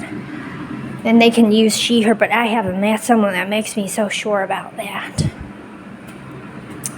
I can say she, her because it's more convenient, right? Because the grammar, they, you use are, but I am a single person. Why do I use are? They are, they have, they don't. I like to use is. If there is another gender pronoun I would love to use, that is single, not plural. But yeah, look at this person. In fact, I don't like to use she, her. I don't. It just doesn't feel like someone that's me. She, her. It sounds like, you know, not someone like me. We don't need pronouns. We just need a singular pronoun. We don't need more than two. We don't need two pronouns for a man or woman. We just need one pronoun for everyone. Just we don't have that yet. But that's where I come from. Where I came from, there is no gender. You know, that planet I came from, there is no gender, and people don't even look. Like there's not even sex, not biological sexes, nor sex, the action, the act, the way as a reproduction. Where I come from, there is no sex and sexes, and or of course no genders, and everybody looks just. They have their own different styles. You can't tell man or woman. No, because it's not there, and I miss home. Oh, I miss home. How are my parents over there? Oh, right. They're no. I just have this. All right. I don't have parents there. It just an earth thing that got into the back of my mind because my parents, my biological family, they don't. They're very disappointing. So I always, in the back of my mind, wished that I could have some better parents. It's just in the back of my mind when I said that. Like I would want a father, and I, like in my last video, I talked about what kind of parents I would want. That would be perfect for me. Like we would get along, we would be like soulmates. And it just makes you want to cry. Oh, look at this. The blueness. The only blueness in a dark sky, I think is so romantic. If I were to be killed right now, this is where my soul is flying towards. Because I've always wanted to go above the clouds, and I know there is a castle there. I know it. I know when I die, you know, different people have different near-death experiences. I know when I die, it will be in clouds. At least some point along the way, I'll be up in the clouds, and there's a big giant castle that is white, off-white, a little bit of pink, no, yellow, maybe, I don't know, like very white building, really huge. What is in there for me? I can't wait to die, you know. But I think it's kind of sad that I want to die. It's just sad because I want to live. I want to live somehow, like which doesn't matter. In fact, when I die, I'm not dead. It's not that I am alive right now. You are not alive. There is no death, so there is no life. There is just eternity. We're just playing this rose here. When I say I want to die, it's just like I want to get out of where I am. It's so beautiful over here. It's getting even more beautiful. In just 2 seconds, it changed. Remember, 2 seconds ago, it wasn't like this. It's so beautiful. As if someone's going to come down from there or what. I don't doubt it, because so many people have had experiences with aliens, and myself, I am an alien, so I'm not really obsessed with that kind of stuff. UFOs and shit, so many people are so obsessed with them. I am not at all. I don't like the vibe.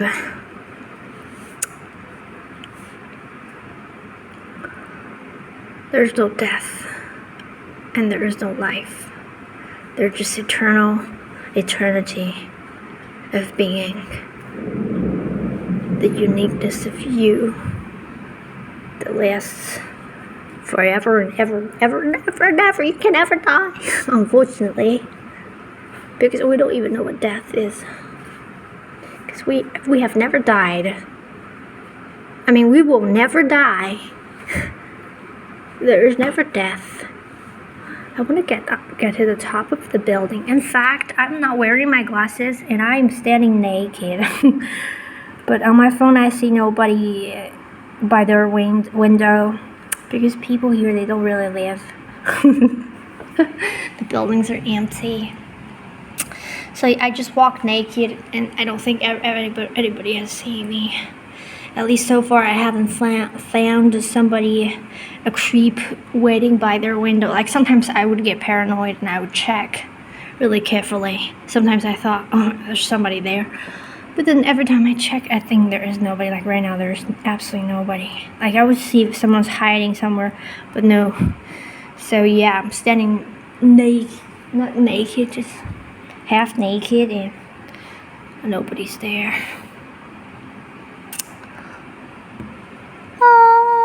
Home.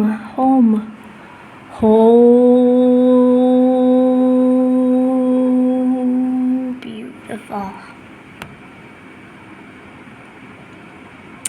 Two best ways to die. Well, first is to get shot. You don't even know what happened. Especially get shot. Like, those school shootings. That's the best way to die. Like, you just walk down the street and then you got shot. The second way is to be killed by lightning. It's just instant. It's because lightning is so fast. Faster than bullets.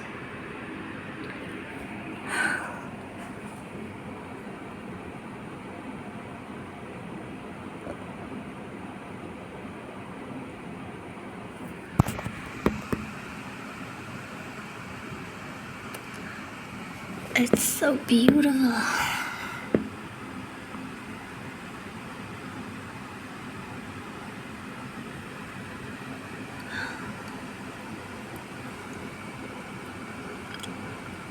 The only sadness is among people here. There's no sadness about death. There's only sadness about life.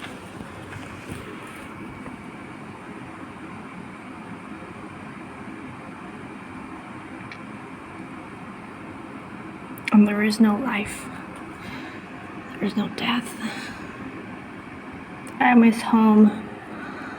I want to go back to my planet. How are my friends? I can imagine them. I know what they've...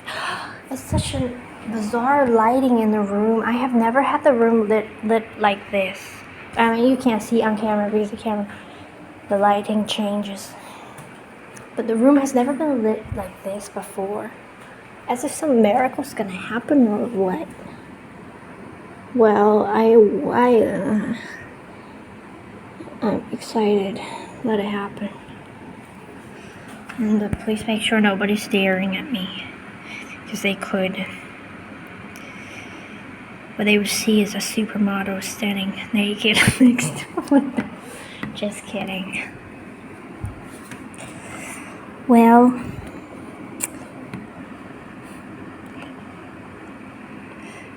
I look more like a teenage boy. That's the second reason why I can walk half naked around, because I think from that far away people would think it's a man walking, it's a boy walking around half naked. They wouldn't think it's a female.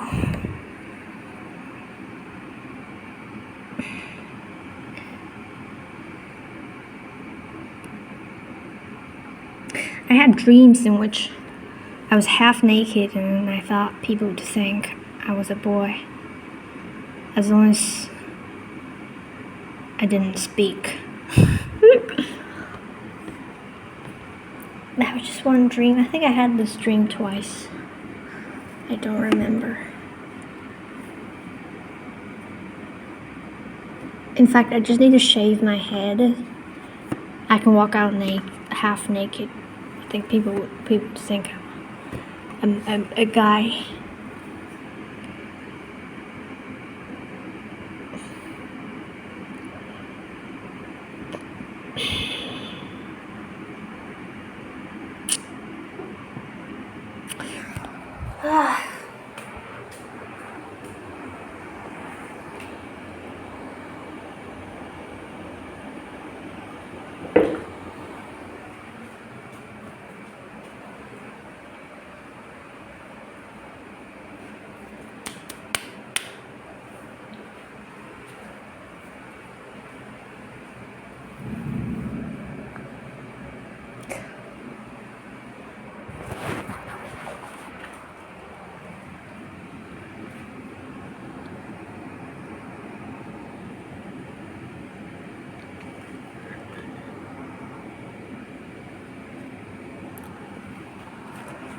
I have pretty much a genderless face as well. It's just my haircut is the only thing that makes me look, in a way, feminine.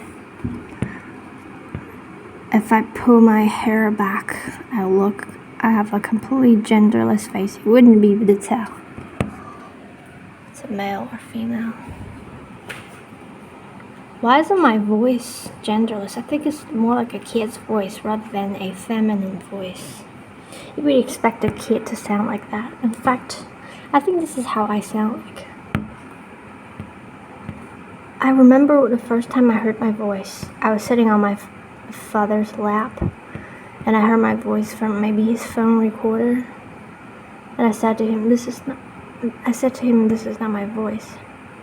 I think he said, "Yes, it is." Blah blah blah. I remember my voice sounded just like this, with this specific tone, this specific texture. I don't know how to describe, which I can't hear when I'm talking, like hearing myself talking without listening from a recorder or from a third person's perspective. I can't hear that maybe unique tone. I don't know if my voice is unique. I'm not sure. I don't actually know what my voice sounds like, because I hear it all the time. You know, you don't have the objectivity. It's extremely beautiful right now. I don't want to show you on camera because the camera is shitty. It doesn't capture anything that I see, even without my glasses. It's so extremely beautiful. This place knows me, you know, even if it's a man-made place or human-made place. But I guess, yeah, man-made, because only man would do construction work and build stuff. Literally. yeah, you can say that safely. And what was good?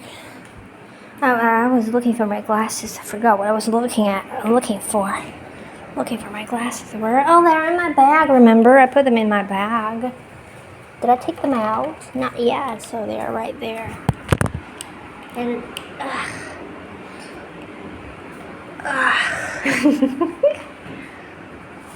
an extremely interesting person is looking for their glasses cloth to wipe their glasses.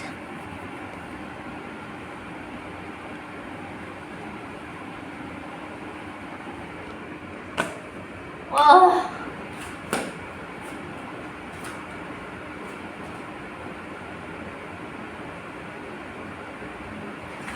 I think my voice is very young. If you just guess my age by listening to my voice, you think I'm a teenager.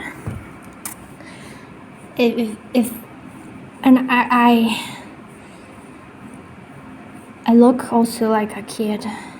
if I just cover my forehead because it's large and it has scars on it that look like wrinkles. Just 2 scars that are unfortunately horizontal. They kind of look like wrinkles if you don't look carefully.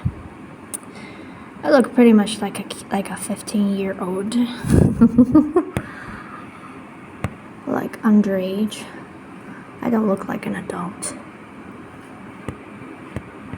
That's what other people told me. The other day I was sitting more than once, over and over, repeatedly. Like the other day I was sitting watching the cats. There are cats here, like, that gave birth to more cats. So there were many cats, and a bunch of people would feed them. I'm not into cats. I don't even go to see them anymore. Just saw them 3 times. Also because they're really far away. In fact, if they're close, I would see them every day. But they're really far, like 30 minutes walk or 20 minutes walk. And I don't like that walk particularly. And I don't feel like watching them. That spot where they are, I don't like the energy there. Whatever it is, the vibe, but not the energy, the vibe. I don't know how to describe it, just didn't like it. And this guy, I mean, he's like a grandpa. I think a 60-year-old, 70, 65. I told him my age. He asked me at my age because we were talking. Oh no, he asked my age not on purpose. Just he said it's September, so you should go back to school soon, right? That was August. I said I graduated, and he's asked for my age. I told him I'm 20 plus years old, and he was so surprised, and he kept saying, "Oh, you don't look like a 20-year-old." I'm not even just 20 years. I said 20 plus years old. And he said it again, "You don't look like a 20." And he said it again. He kept saying it. It was making me embarrassed. Also happy because I like to look like a kid. Because I am a kid. Forever a kid.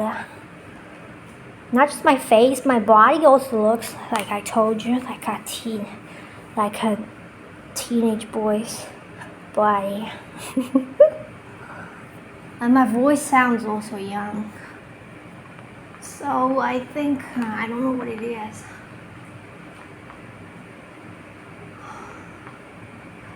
I think it really depends on your mindset. Some people, they keep saying, "Oh, I'm old." They're only, even an 18-year-old, they would say, "I think I'm old. I'm old now." And that kind of person is likely to look older than their age. Or people that are conservative. I think the conservative people would look older than, what's the opposite of that? Left people would look younger than right people. That's just my assumption. I think literally psychologists can go out and literally do an experiment to see if it's true. If you are a psychologist, if you study psychology, or if you in any way are a researcher that is interested, and I can guarantee you that left people look younger than right. Or maybe because right people are mostly older people. Yeah, older generations. Yeah, you're right. But just look at people of the exact same age. You would find out stunningly that left people look younger in general than right people. Progressive, that's the word. Progressive people would look younger than conservative people. People of the same age. I know it. Because you just know things like this. You can do an experiment to prove me wrong. I would love to see.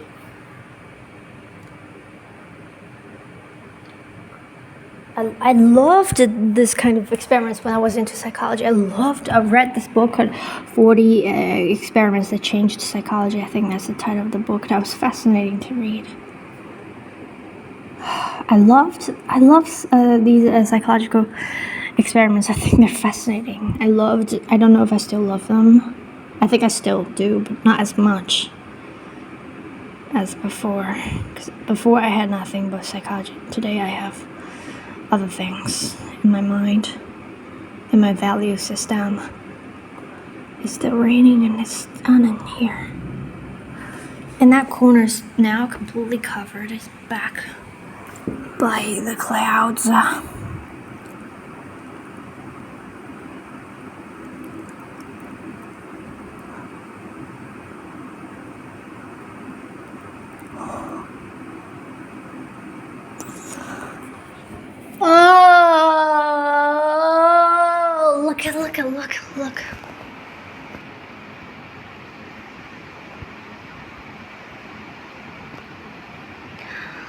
Look at this wall, it looks so artistic.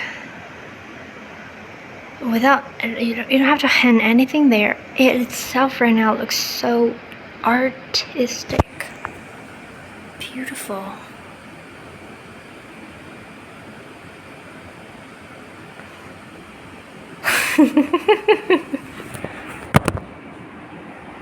What if I got drunk right now? In fact, let me tell you, nothing will change. I can get drunk. The only thing that will change is all the fear in the back of my head disappears. Not disappears, but still there. Will still be there, in fact. So I constantly worry, what if people judge us? But thankfully, nobody watches my videos. I discovered today. My newest videos, they never get watched. I mean watched for more than 10 minutes. Never one of them.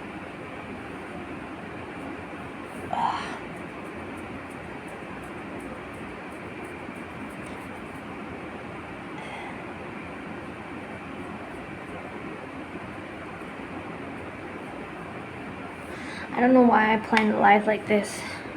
Why do I have to be alone right now?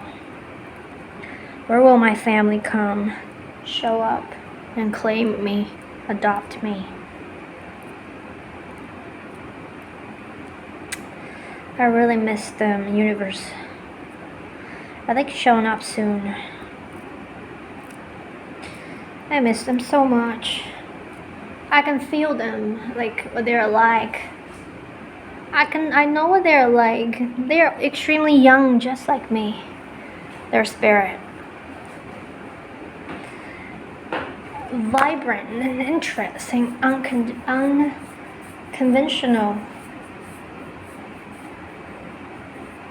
Fun, joyful, childlike, playful, just like me.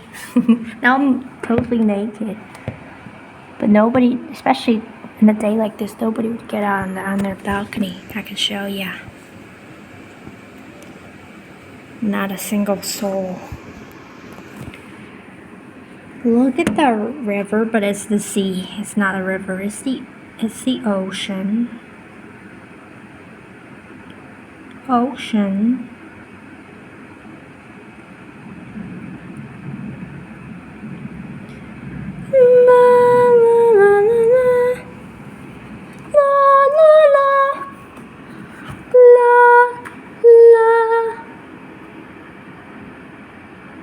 Beautiful weather. Extremely beautiful. Great that I'm a poet, a philosopher, a profound person, thinker, a writer, an artist, a spiritual, I don't want to say teacher or leader, a spiritual, leader maybe, and an amazing person.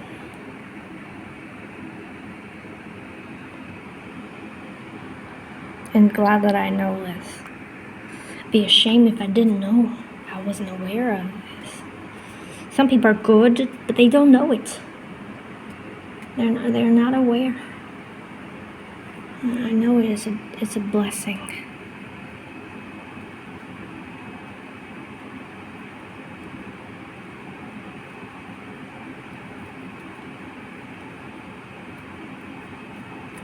Maybe one day I'll become a singer as well, an actor, but I wouldn't only act my own stuff. Unless somebody else's play is really good as well, I would take part in it. Otherwise, I would write my own play it myself.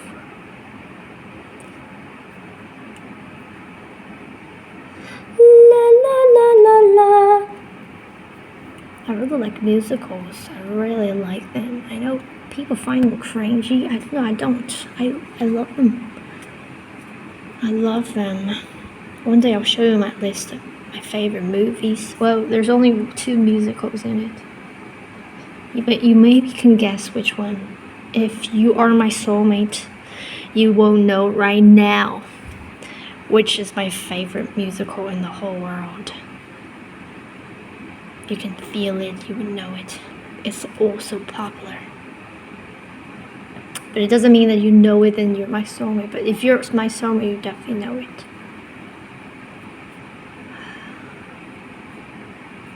Would anyone really watch these videos to this point?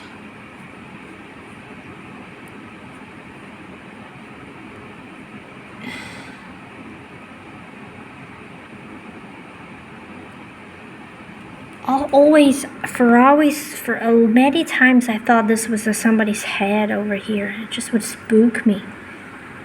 Like this black thing here looks like someone's head. It really looks like it, especially when you zoomed in. But it really isn't, because it's been here forever. It's always here. Maybe somebody set a camera here to look at me. Holy shit, it really looks like someone, like someone wearing sunglasses, but it's completely still. It's just something, a fan, I think, because at the top of the building is, I don't know, they have stuff on it to keep the heat dispersed, because there's a lot of solar energy coming here, hitting on the buildings, getting really hot.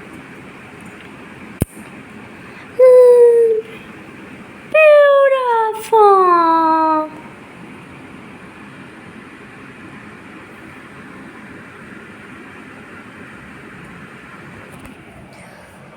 I think I'm gonna turn on the lights. It's getting dark, really dark in the room, even though it's only 4 or 5 at most p.m.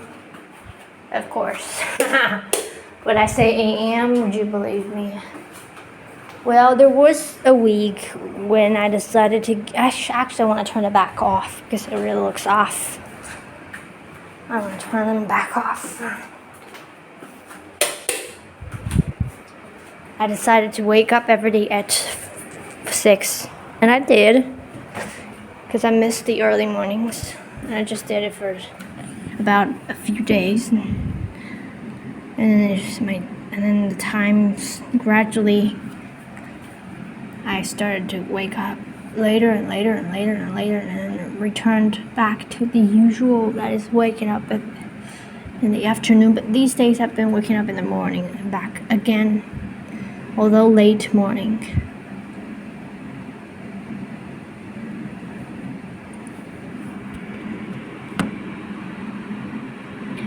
I think this is hauntingly beautiful.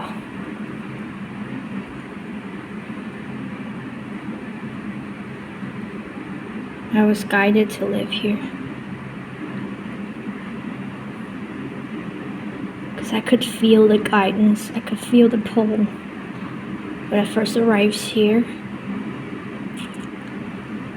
in my soul I already knew this was the place I would settle for a while, where I would settle. But I didn't know, my mind didn't know yet for sure. But I already could feel, this feels like home here somehow. Even though I've never been here before. I didn't even know this place existed. But when I heard of it at first, I despised it.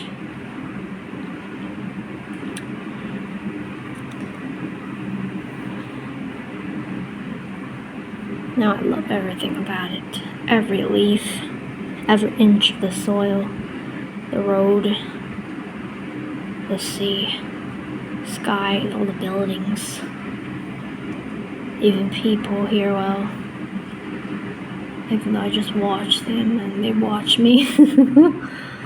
Don't really talk. I don't really know anyone here. But I love everything here. Glad I've been here. It feels very spiritual, this place. Even though there's no spirituality going on, like events or shit, nothing. Just me here. Would I be the only spiritual person here? I don't think that's true. I think other people are spiritual, but just in different ways. Maybe they don't know that we have spiritual guides, but they know, like, I really want salami right now at this moment. I really want it. I don't know what in me just awakened or what. I just want a big bite of salami, which I don't have in my fridge. I have some sausages that are not in my place, are waiting to be collected. They're arrived as parcels at a parcel station. Need to go and collect them. That's what I have. But I really want salami. Fuck. I want salami. I want salami.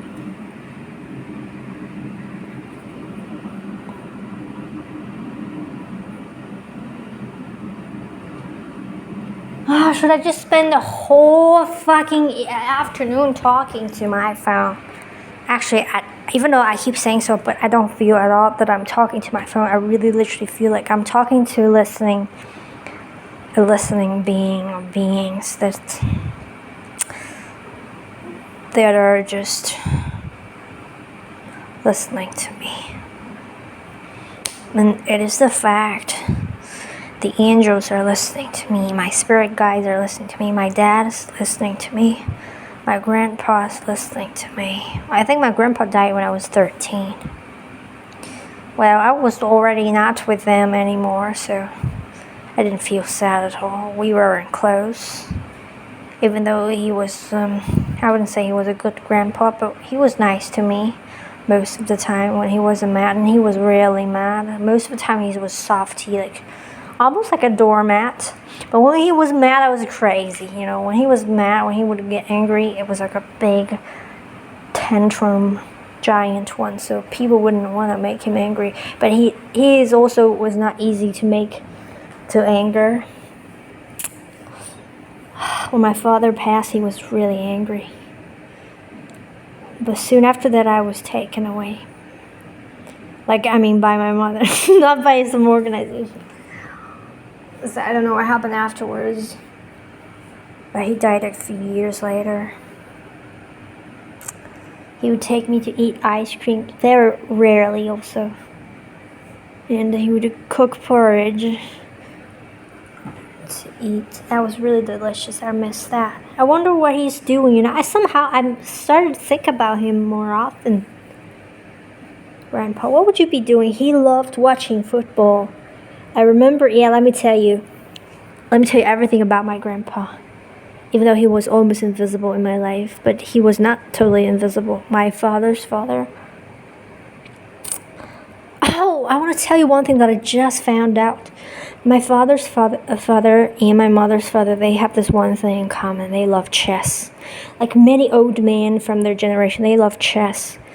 But unfortunately, these two families, they hated each other. So and it just breaks my heart to think that these two people that loved chess, they couldn't meet, harmoniously and play chess together. They would love each other. My grandpa, my mother's father, he's still alive. He loves I don't know, maybe he's still alive because I haven't talked to them for ages. I don't know, maybe he's dead. I don't know. But he loves chess so much. Every day he walks out just to watch other people play chess. And my father's father, it's called paternal father, paternal grandpa, maternal. I never use these two words, so I don't know how to pronounce them. If you laugh at me, then you should.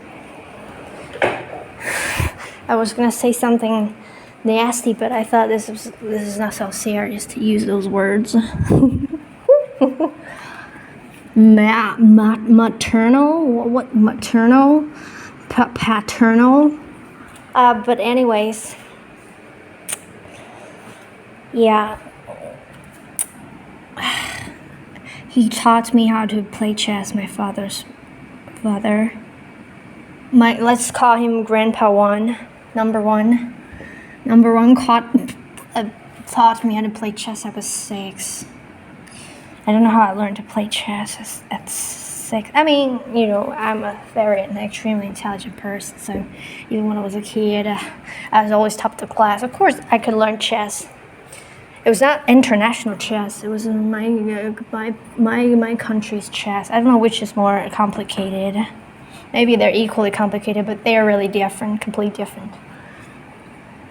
And I'm not a chess person. I hate chess. I hate math. Not that I hate them. I only hate them because the school had to make me study math so more than I ever would want to. But if I could just study a little bit of math as a hobby throughout my life, I would love it, because I know math is really beautiful. I can appreciate it, in fact. Chess, I really have zero interest in it because I hate to think ahead. I'm a very spontaneous person. I like to make the decision at the moment. I hate to plan things, And chess is all about planning, and you'll always look ahead. I really hate that. I think my intelligence that I have is more of an abstract type of intelligence. Like, think abstractly.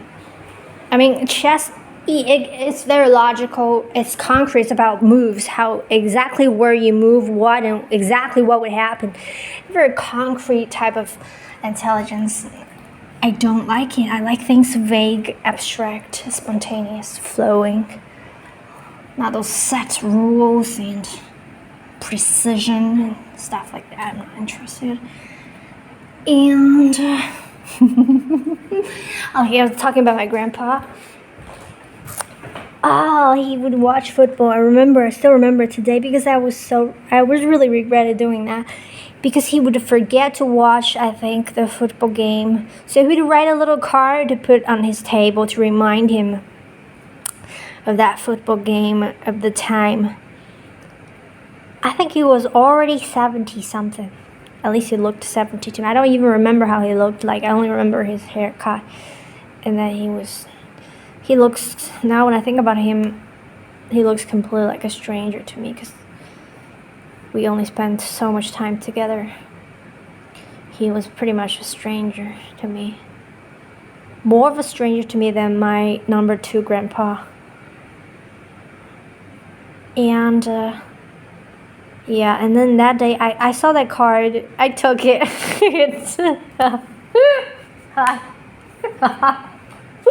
I really regret it. I really feel sad that I did it.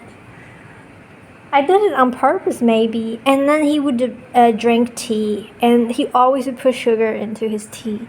So, kids love sugar. So I would drink his tea, and he would maybe drink, and I really enjoyed it because it was sweet. Just because it was sweet. I'm not a tea person. I never drink tea. I never understand why people drink tea. But I remember, he would always put sugar into his tea, so I would always take a sip when I was at his place. And, he lived alone. My grandma took care of me.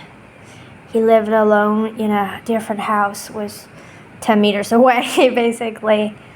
Yeah.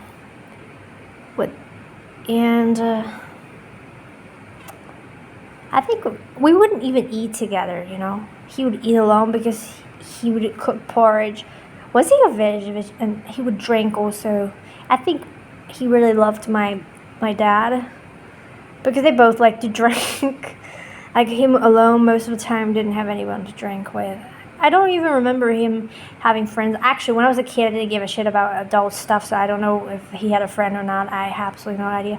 But whenever I saw him, he was always alone on his own. I really feel sad right now. And he really liked the pop music. I still remember that song sung by the singer who is still out here today, it's been 20 years. She's still out there, popular. And then one of her oldest songs, was that her or somebody else? 20 years? I mean, how old is she? Maybe she was 20, now she's 40, or maybe she was 25, now she's 45. I think, she pretty much looks 50, 45. And, he died. I am actually glad that he died, because now when I think about his life, it really looks sad to me, but maybe it wasn't sad to him, because I don't know what he was like. I think he didn't have a good relationship with his other children, like my aunts. My aunt also lived not far away from us, like a kilometer away, maybe. Yeah. But she and the number one, they, like, I remember, I think they didn't have a good relationship. That's my youngest aunt, and I have an older aunt, and then my dad. That's it. Three children from my grandparents. I'm so glad that he died. Now he gotta get together with my father. I don't know if they drink. Are they drinking? And what are you doing right now? I'm so curious. Yesterday I got extremely curious about my grandpa. What would he be doing right now? Well, maybe he'd be watching football. Or drinking with my dad. Or just watching over me right now, listening to me. Because now there's no more language barrier. Everything's understood telepathically. So I can speak any language. They didn't speak English. I don't know if my father spoke English. But I remember that he was the person that taught me my first English word. That was brother. But I think he taught me the wrong pronunciation. I don't remember what it was, but I remember it was just different. He really wanted me to be good. Like, he saw me as a potential kid. Wanted me to study well, be good. Or just like a traditional parent, I guess. So I'm not actually sure if he lived, would I be happier? Maybe it's better that he died. Maybe that's exactly the reason why he died. Maybe he would become a terrible father. Like, what if he hadn't died? What would it be like? I don't know what it would be like. Because I wouldn't be taken by my mother. I wouldn't move in with my mother because they separated when I was young. I would still be living with my father's family, which they aren't good either. They are very disappointing too. So probably, 50-50 is just, he died or he didn't die, and both are really good or really bad.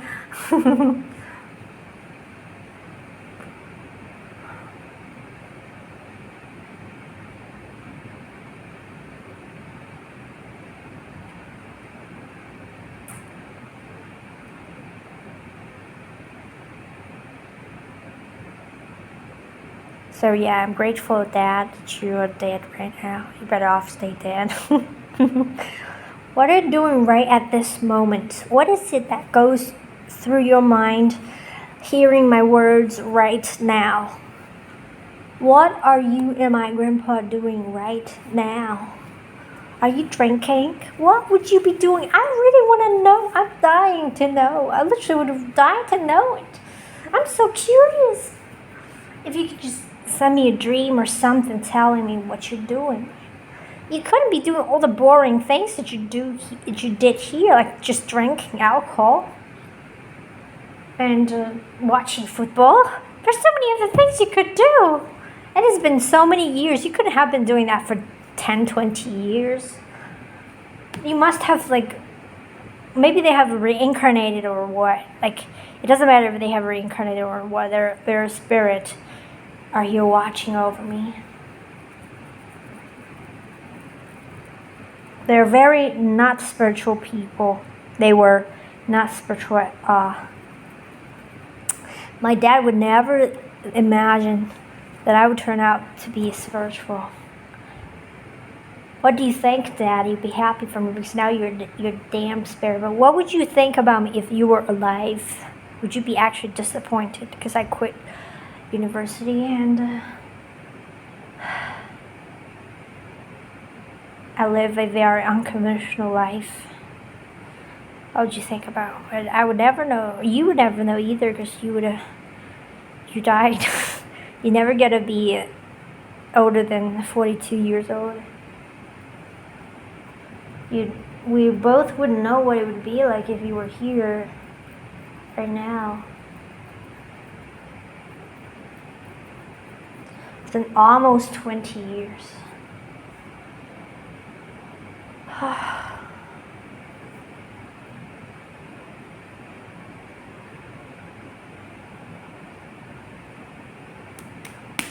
thank you, spirits, for listening to me. I really feel like like I'm being listened to, not like I'm talking alone. I never ever would feel like I'm talking alone. I really always feel that I'm being listened to.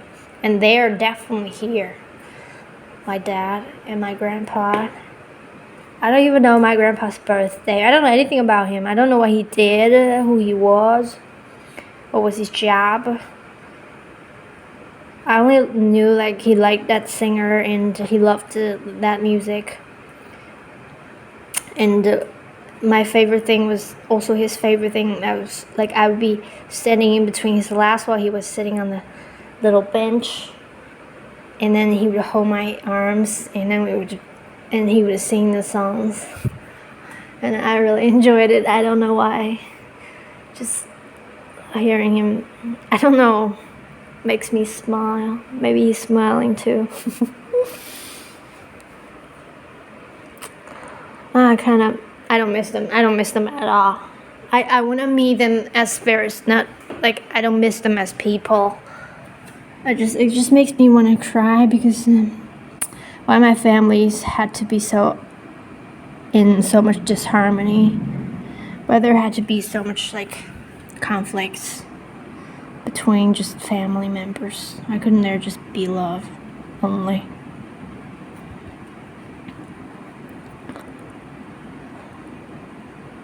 Well, at least they're dead right now, both of them. I want all of my family members to die. Because they just, their lives suck, really. They're not happy. I wish they could all be dead, so they would all be here with me in spirits, in love. No more conflicts. I really wish them dead. I really want them to be dead, all of them, every single one of them, everyone that has a biological relation to me. I want them dead, please. I can't wait to meet them as spirits, as people. They're not happy. They live a very bullshit life, not following their hearts. There's so many suffering and illnesses, and just these don't matter. Just they don't follow their hearts. They're better off dead. I mean, for their own wellness, better off dead. Really wish them dead, just like my dad, my grandpa. I'm really happy they're dead. They're right here, right now with me, listening to me, smiling, laughing at my jokes, and just love. No more judgments, no more grumpiness, no more conflicts, no more arguments, no more disharmony. There's just harmony, the three of us. Not just the three of us, but my spirit guides are here too. Do you talk to my spirit guides? Yeah, definitely. Why don't they? Why wouldn't they? Why wouldn't they, right? Have you reincarnated? Like my dad probably would have. I don't know, maybe reincarnated on a different planet, but I think most likely here, because people that are not spiritual, I think they have many lives on the earth, on the same place, because it's just it works better this way. You can deal with things you unfinished in the last life. But he died. He died. That was destined that he had to die. So maybe. I don't know, maybe he's not reincarnated. Otherwise, why would he have to die?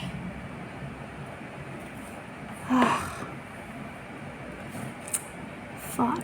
It was so... his death was not hurt to me.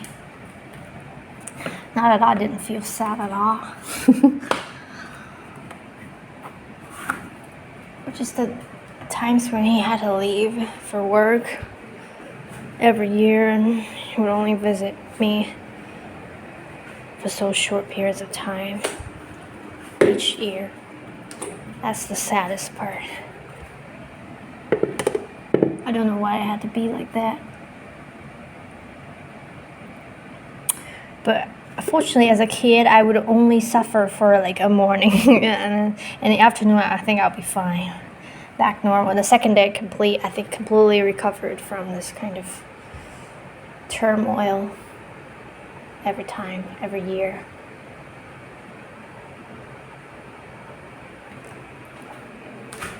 I love being a kid. I probably should love being a kid more in his adult body. Because as an adult, you get whatever the fuck you want. You know, if I wanted a candy, I could get 100 candies. But I don't want them anymore. Well, I don't think I ever had a sweet tooth as a kid either, even though I liked drinking my grandpa's tea. And very, very, very occasionally, very rarely, he would take me to have an ice cream. That was the only times I remember seeing him out. I don't remember seeing him out any other time. Most of the time he would stay at home there where he lived or in the yard, sitting in the yard. I don't remember. I didn't spend much time with him. But I would often play in that yard because that's the house with a yard. Not actually a private yard. It was like an open yard where people can walk by. And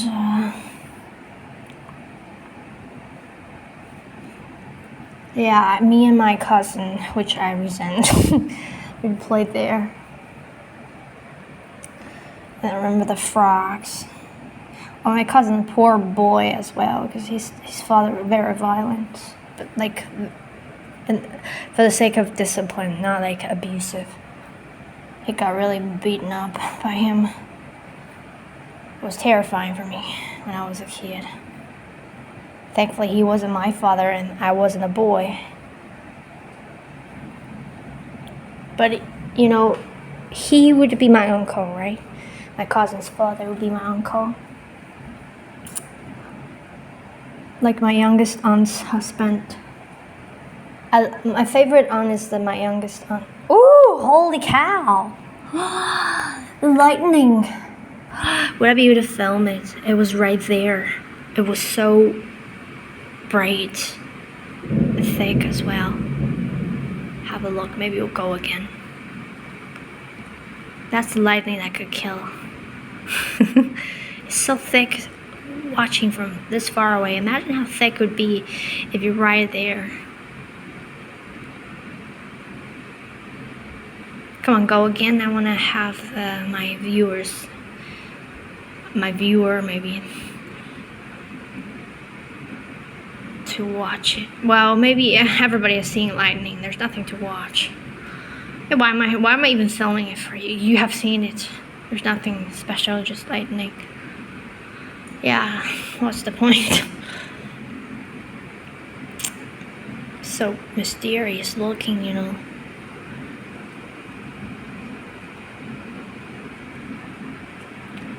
Dad, what is in my life? You both know because you both can see my future, at least near future. You know what's gonna happen. What is it? You tell me a little bit. I have zero clue. I feel like something's gonna happen, but I don't know if it's my wishful thinking. How long have I been feeling that way? Actually, maybe not long. I feel like something's gonna happen. Yes, I think it's a recent thing. I've not felt like this forever. I'm being more and more sure, so I think it's gonna happen. Whatever it is, it could be my death or something really I don't know how to think about. Can't imagine, maybe. Profound. Okay, it's not gonna go again. Very beautiful. So my uncle, he was really nice to me, even though we were not close at all. But oh yeah, let me tell you about him. Like he was really punitive, physically punitive to my cousin, who I resented and resent today. But I still feel sorry for him, and I felt sorry for him, and I was really terrified. But when my father died, my uncle told me, now if you want to be a little girl, what's the word? Like whenever you feel like being I don't know how to translate that into English. But you know, when you're a kid, you wanna like I don't know, if you want attention. I don't know how to translate it properly, but he was being really gentle to me, tender. He said, if you want someone to be a little girl too, you can come to me, blah blah blah, something like that. He was being kind. I just remember this from him. And then he had a motorbike. He was a motorbiker. He loved his motorbike, and it was a like, at least my cousin loved it too. My cousin loved, I think, motors, motorbike and cars and trucks. He had a lot of toys. He was really mean to me, but sometimes he was nice too. And his dad, my uncle, would take us for a ride on his big motorbike. It was really a huge beast. I still remember it. Really huge, with two, like, it was about 20 years ago, but his motorbike had two pipes, you know, two pipe motorbike. That was a huge one.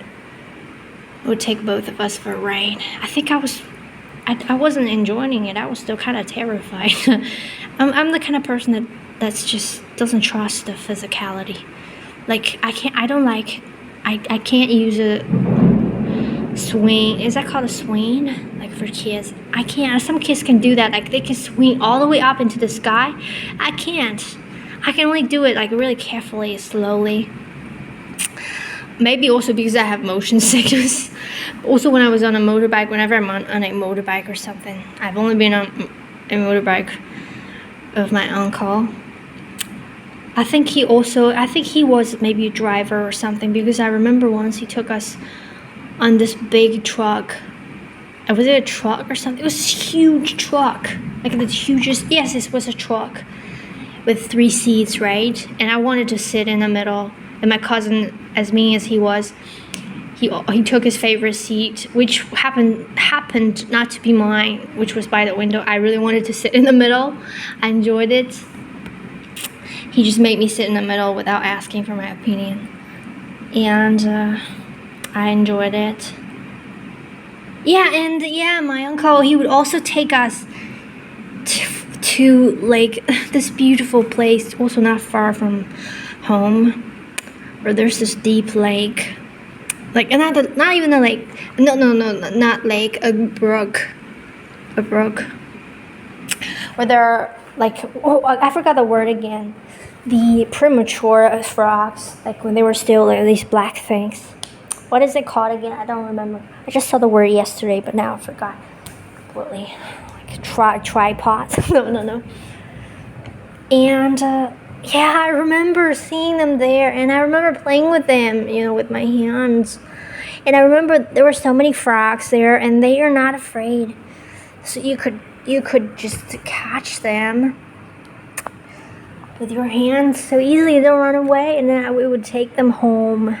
I mean, I actually had so many memories with my uncle. I don't remember, even though I feel like he was not distant from us. He would always take us to places. Like, he took us there multiple times, I remember. Just the two of us. I mean, me and my cousin and him. Yes. We went there really repeatedly, I think. It's also had a beautiful name. It's called the Sky Deep River, even though it was just a brook, I think. It was really not a river. It's called Sky Deep. Or are there more poetic translations? Sky Deep Brook. I think it's extremely beautiful name, at least in my language.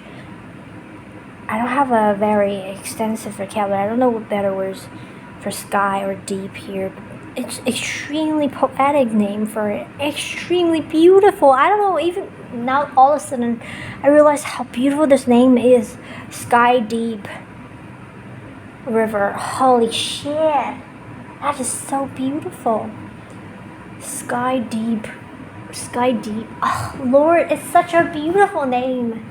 But that place might be gone right now. It's been 20 years. I don't know what my cousin grew up into, because I never saw him again after I moved. I was moved, and I was moved. And that was when I was 8. He was, I think he was just 1 year older than me. He was 9. I really hated him. I hate him even more when I was a kid. Because when I was a kid, you really couldn't hate when you were a kid. But now when I think about all the things, how mean he was to me, really resent him. That fucking kid. I want to go back and slap him on the face. But he was also kind of choppy. I mean, sometimes he was nice to me, and he wasn't mean to me all the time. Sometimes there was tenderness and just warmth and harmony. Yeah, and it was quite often. But more than that was just meanness. I don't know why he had to be me. Almost a bully, but not yet. Borderline bully. But I was a really nice kid when I was young.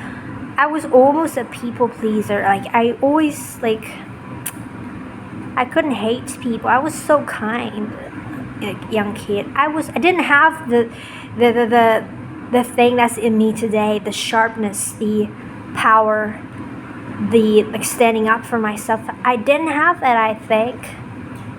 I was just gentle, kind kid, a completely different person, maybe, because I was just a kid. If somebody didn't want to play with me, I would feel like it was me, my fault, my problem. I was not a popular kid, and my best friend happened to be a popular kid, I think. I don't know. I think she was more popular than me. And her friend, she had a friend that I was not friend with because they were so much more popular than me. Somehow, for whatever reason, I don't know. I have no idea. I literally have no idea why. Yeah. But I was just a nice kid. I never blamed anyone. Unless this one time, I had a neighbor, right?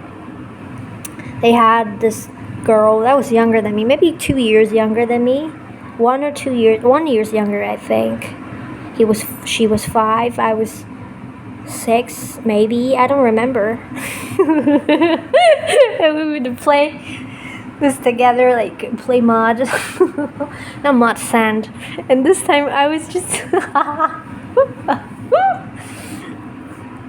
we would pretend to be cooking, right, with the sand, and we had a handkerchief and some sticks, like pretend to be cooking right next to my house,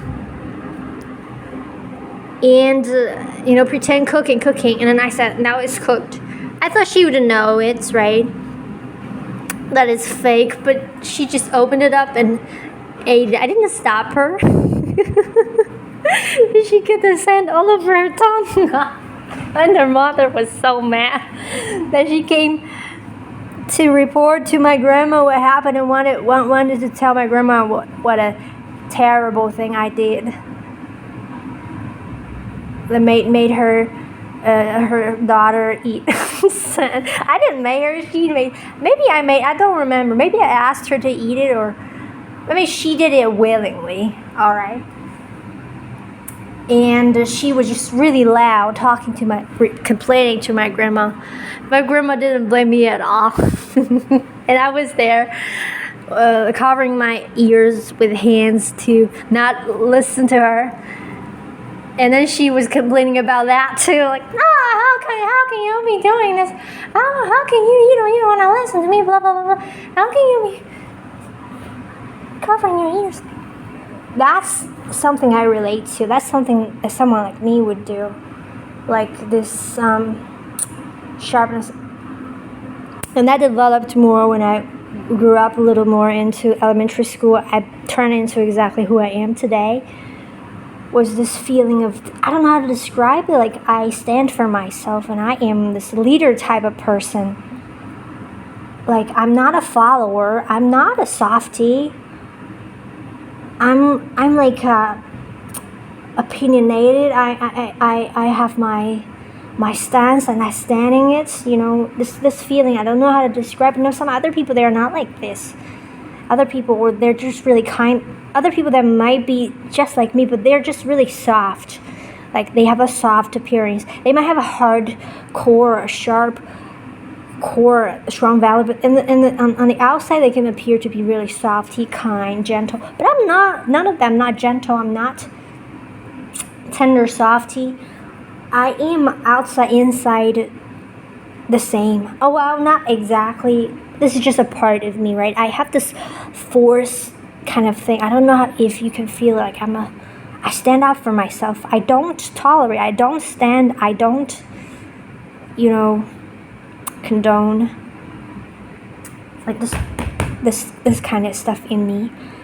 Well, at the same time, which is my charm, at the same time I am extremely sentimental, extremely poetic, extremely artistic, extremely sensitive. The qualities that you would expect from someone that is not like me, who has this core that is, and this appearance that is really opinionated, strong-minded would be the perfect word. When I was a kid, and maybe because I was too young, I wasn't developed. I was still in the absorb stage of my life. Before you were 7, you were always absorbing. But when I was in elementary school, I became like that. But even when I was in elementary school, I think I'm remembering things wrongly. I think even when I was just 6 or 7 in elementary school, I was doing great. I was being who I am today. Yes. Now I remember. When I think about how I was around my cousin, I felt it was different because I allowed him to be mean to me. Like I never got into an argument with him. I was scared of him. Like I just felt he was stronger, more powerful than me as a person. I never stood up for me, or never even had an argument with him. If he got mad, I would just be kind of scared. And I would let him take me to do things he wanted to do without voicing. Yeah, even though that was not exactly what I wanted. Like, for example, if he wanted to sit by the window, I would not argue with him and say, I want to do this or what.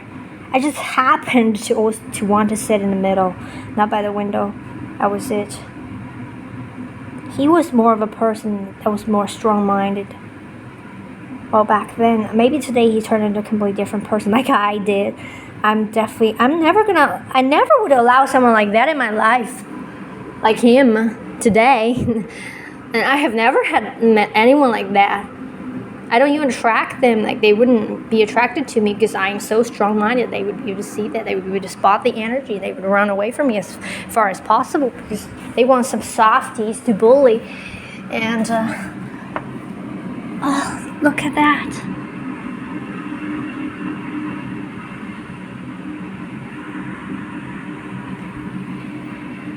It's so bright now again. Beautiful. I'm just gonna talk and talk and talk for 4 hours, baby. Make the longest video on the channel.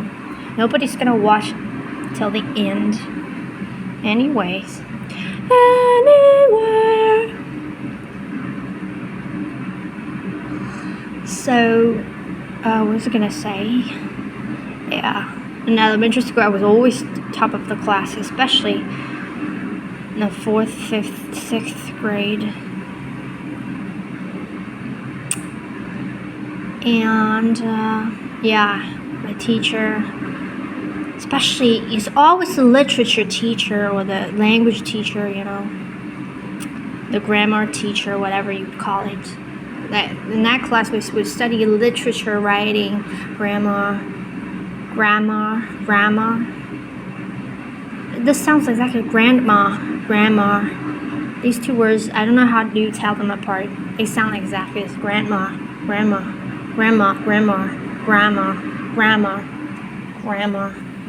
Yeah, just these 3 things. And ancient text. Not ancient, just old, like ancient people. Yeah, I can call them ancient actually, when they were wearing robes and having long hair. But that was not from elementary school. You only started to learn these in middle school. In elementary school, we studied the modern proses. Oh my God, I love, That's my favorite subject, is language or literature. You could call it literature because we study grammar, we study the language itself, and writing, reading. Yeah, so you can call it literature. Like my favorite. I would read the text book. I would get excited anyways, especially writing class was my favorite. And because I was a good student, my teacher also adored me. He adored me so much that, we would exchange our essays or our writings. Exchange with your favorite classmate, obviously, and to find faults ourselves, and then turn in to the teacher, and then he would give a final mark. And whenever whenever I gave him my essay, he would look up and he saw it's me. He gave me a high mark. That was it. He adored me that much, and he was so nice to me. Even though he was also a physically punitive guy, he was violent towards one other, like the guy that was the bottom of the class. I really still feel sorry for him, especially the time he wronged him. And I knew that guy was not a he had a tough life. I could see it. But back then, I was a kid. I was just hanging out with my friends. He was just really in the back corner of the class. I didn't know much about him. We never really exchanged words more than once. I don't remember talking to him ever.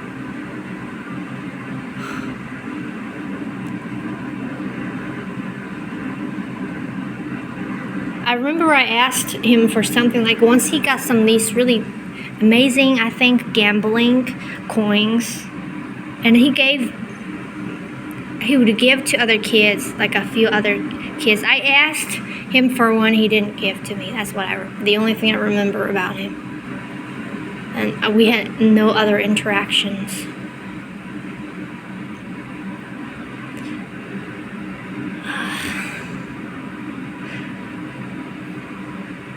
I kind of resented him for that. I probably still do.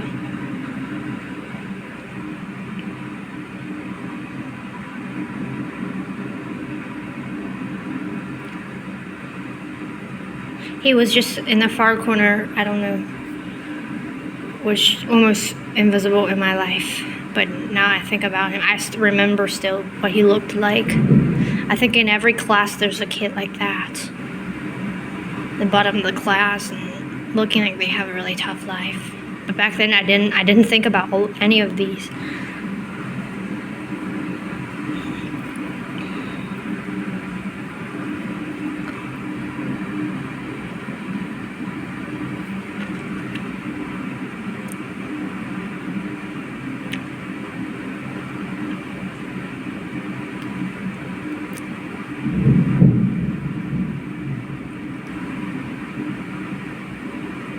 Well, I just hope life got better for him.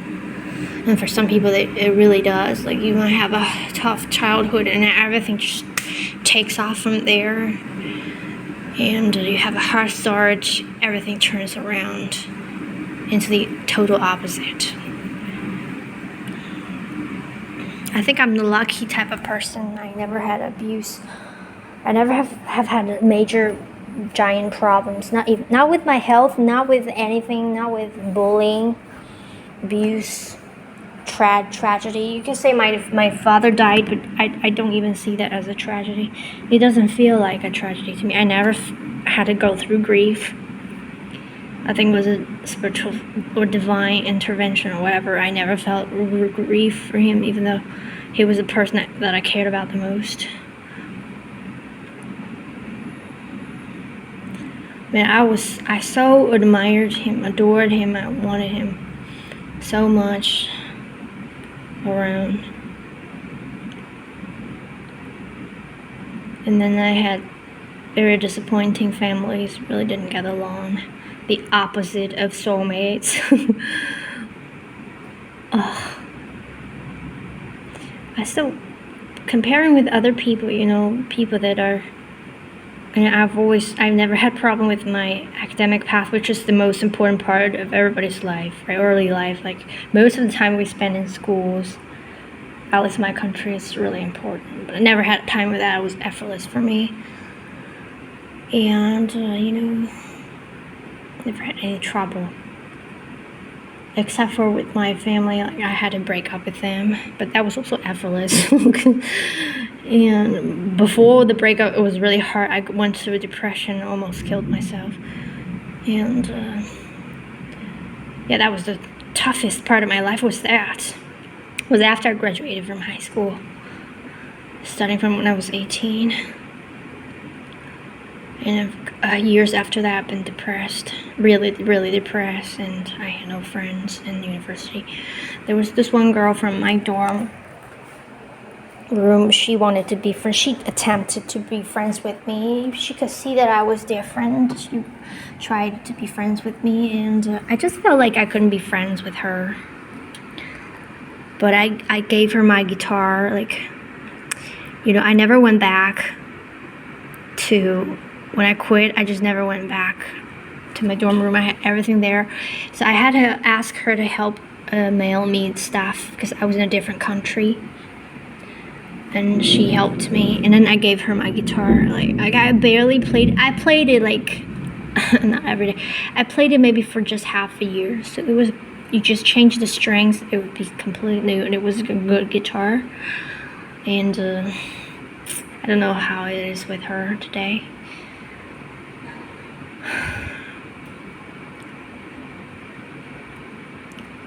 I don't think she misses me or what, because we never really had true friendship. We never really connected. At least it didn't feel like it was gonna happen. I felt like we were different. She attempted to be friends with me.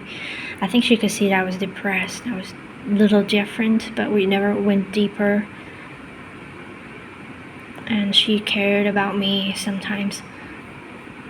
Once she saw me crying in bed, she sent me a text message asking if everything's fine. And I text back, I said everything's fine. She was seeing me crying.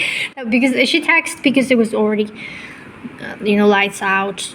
There are two other girls in bed sleeping. I couldn't talk. She texted. I was crying, shaking all over. It's okay, it's fine, I'm fine.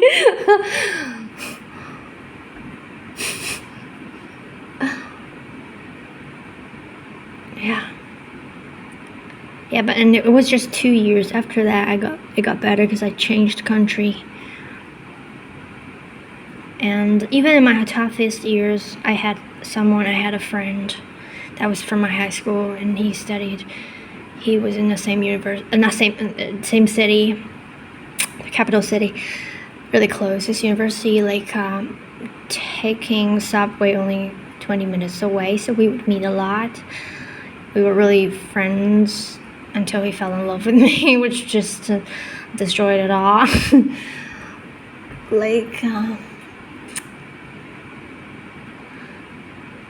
And I'm really grateful he was there for me. He was really, really kind to me, really caring, and he really, really cared for me. And he was always there for me, even though we had nothing in common. He hated philosophy. He was just interested in, I think the business world, or entrepreneur, I don't know how to pronounce the word correctly, world. He was studying economics. We really pretty much had nothing in common, except for maybe for food, but he was a food enthusiast. He did an MBTI test. He was an ENFP, which is just one letter away, one letter different from mine, but we were just different.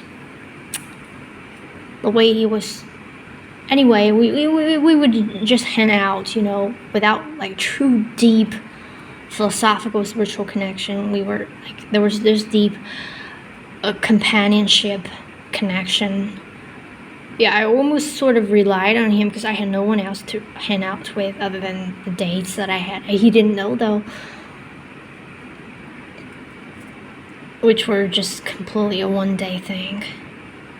Never got any friendship from that. Well, I got someone but again, that was over the phone. They were in a different country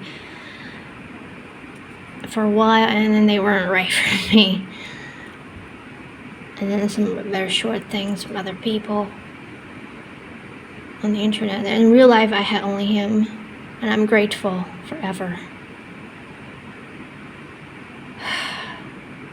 The only reason why it had to end after he confessed to me, because I didn't know what to do. And I was so embarrassed, and it was so surprising. I was shocked. I was so embarrassed. I was so awkward. I didn't know what to do. I didn't reply to his message. I didn't know what to say. I just didn't respond because I had no idea what to say, because I did not see it coming. In my wildest dreams, I thought we were really just friends. I never would think that he would feel that way for me, because I really felt like he was just treating me as a friend as I was treating him. Because we were like high school classmates, you know, and I never felt like something romantic coming from his side either.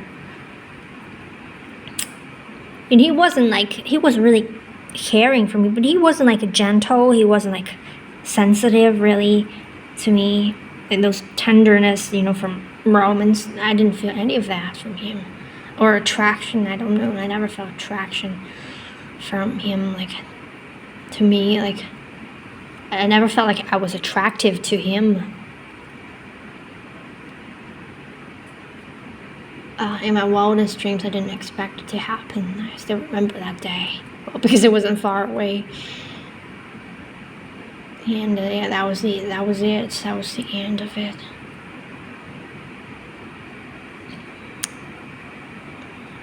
And because I've grown into a complete different person, even more different.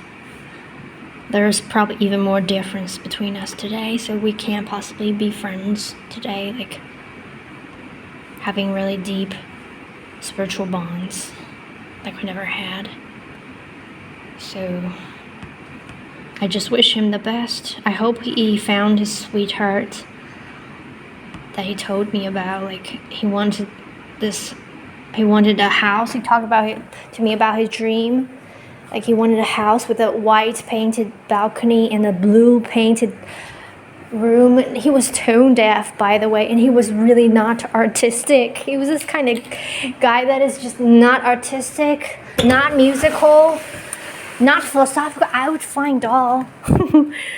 But he was a good friend. I mean, I loved him as a friend. Well, there is tenderness from him. That was patience. He was so patient with me. Like that day, I think we went to this, was it football field in his campus.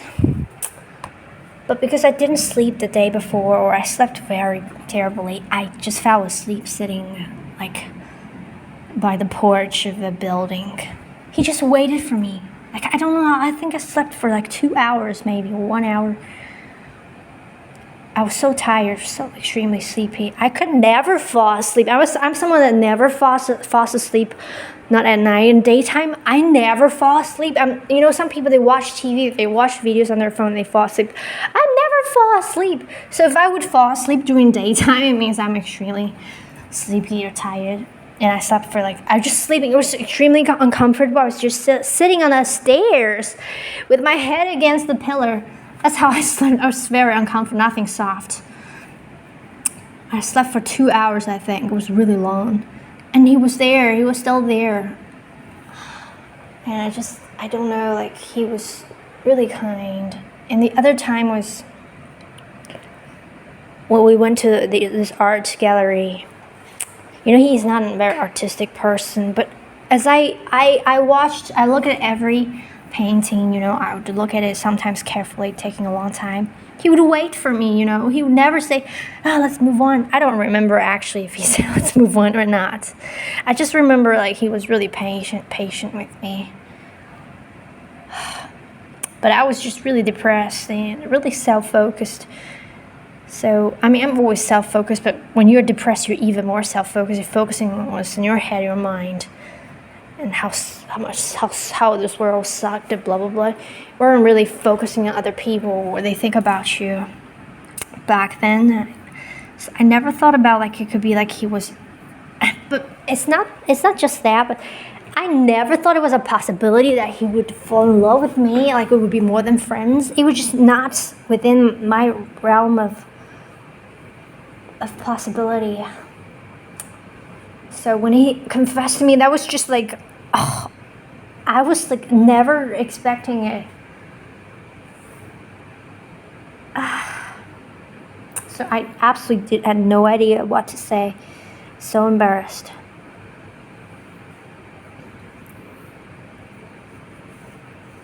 But yeah, in fact, I have never been alone. I had him. And after I moved to Italy, I met someone else that was there with me for, like, very soon I met someone else that was also like a friend, very caring as well, was sorting things out for me, was a very pragmatic person. Again, I had literally almost nothing in common with, other than that, I think he was artistic. Yes, that was one thing we had in common. And, yeah, that was it. That was it. I think he liked animals too, but not the way I did. He liked animals that are wild, not like domestic. I think he liked my Bonnie. I had a Bonnie. Yeah, and we had nothing else in common. Let me think about it more. At least he wasn't like against emotions. You know, some people, they're just against emotions. But whenever I was frustrated, he would hold me, you know. Whenever I cried, he would just hold me. He would never be like, don't cry. Don't cry, you're weak. He never like that. I have met someone like that, you know, temporarily. Like, they were like, emotions are weakness, and they never cry, and they are just pretty much a psychopath. A sociopath, I don't know. And then I moved country again, and I met other people. I met 2 other friends, and I was never alone. And this is the first time in my life I'm alone for so long. I had never been alone for more than half a year. Let's tell you, half a year would be long enough. Even though when I in university, that friend, we never became, or our friendship ended. I like had other people, like, even though they weren't real true friends, the people I could hang out with. This is the first time in my life I have no one to hang out with. Literally no one in my life. It's been almost 2 years. That's just the first time in my life like this. I had never had this. Even though I have always felt this way, I've always felt lonely. Like no one truly understands me. But it's the first time I'm physically alone. I've never had a hug for 2 years. Imagine that. Not even just a hug, but never had a conversation face to face with someone. Like a true, real conversation, not just a conversation with a stranger. And I've never touched someone.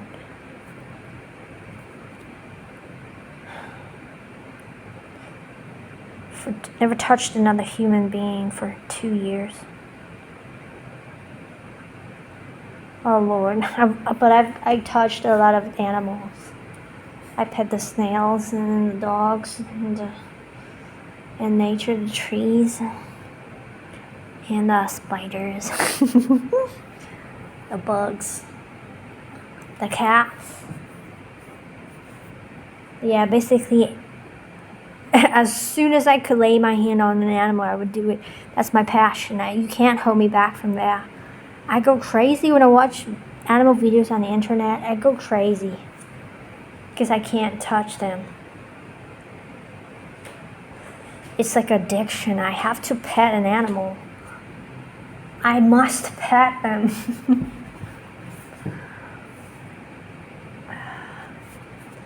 So yeah, I pet a lot of dogs. Sometimes even more than one a day. I just need to pet one animal per day. That would satisfy me. That would be my daily fulfillment. I wouldn't need anyone else. Like any other animals. Like if I get to pet a cat, I wouldn't think about it anymore. For the rest of the day, I wouldn't have this drive. Like every day I wake up with a fresh new desire to pet an animal. And as long as that gets satisfied if I meet an animal, and then I get to pet them to my fulfillment, I would not think about it for the rest of the day. If I see a new animal, I wouldn't think about petting them anymore. It's just kind of like a daily dose of and then need every day. And it would only take like 10 minutes, 20 minutes, right? And I like to pet cats more.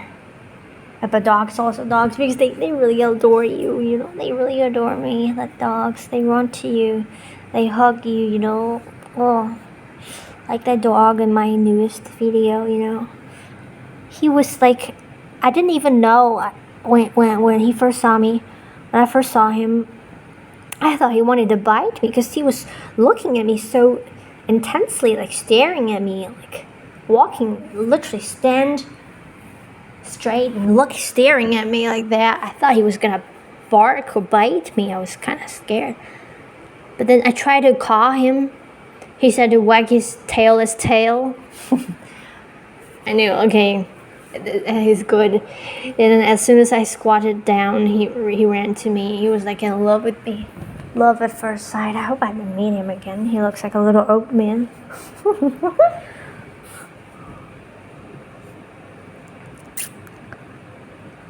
Really lovely, And I got to pet him to my fulfillment that day, to my satisfaction that day.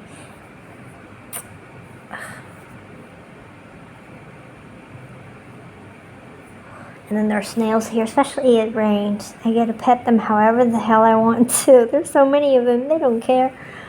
You can pick them up. You can even put their body in your mouth and suck them. They wouldn't mind. Actually, they would. And you shouldn't do that because it's very dangerous.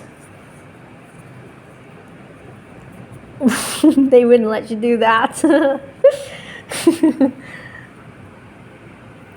But once they don't like their body pet.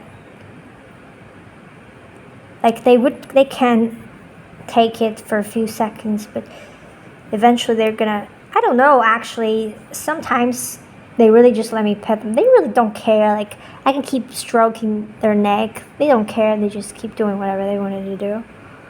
But they wouldn't let me squeeze them. Until one day, I got them so accustomed to my hand, they'd let me squeeze them. I could squeeze that snail. It didn't care at all. I could just squeeze it, but it was getting a little nasty because my fingers got completely covered with that nectar from their body. It was so nasty, even though I was wearing gloves. I stopped. But yeah, like that snail had like a complete intimacy with my fingers. And I got to do whatever I could. I wanted to. Like squeeze them. Like I really like to squeeze them.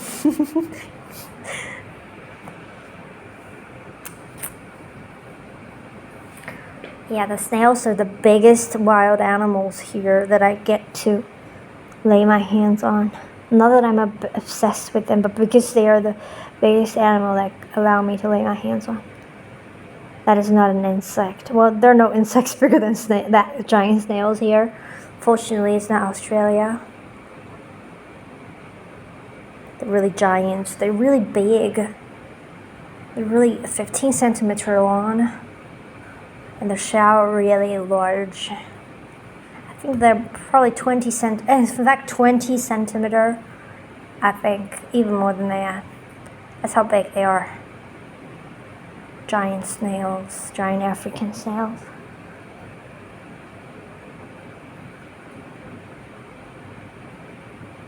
It's enough for me to just pet their shells. I don't have to pet their body, Their shell feels just as right because it's a part of them, their body. I think snails are amazing. All animals are amazing. Today I saw this video with just a little fish in it. I think the fishes are so amazing as well. They're just some broke fish, dull colors, but I just think looking at them. They're just amazing. Just amazing. as they are. Oh, I love them, you know, the animals, I just love them. They're so amazing. The snails are just one of the most amazing animals because they got this shell. I really have kept talking. This is the longest talking video, like non-stop. I'm getting tired. I'm gonna quit soon. Nobody would watch it to this point. Like, I have so many videos. Would one day would they all be watched completely, including all of my shorts? Maybe after I died, people that miss me would watch my videos. Obviously, they would.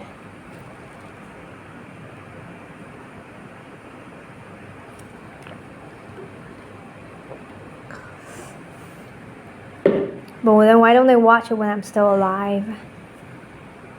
Well, if I'm alive, I could talk to them about what I'm talking about in person, you know. Now that we talked about it all in the videos, I really don't know what my life's gonna be like.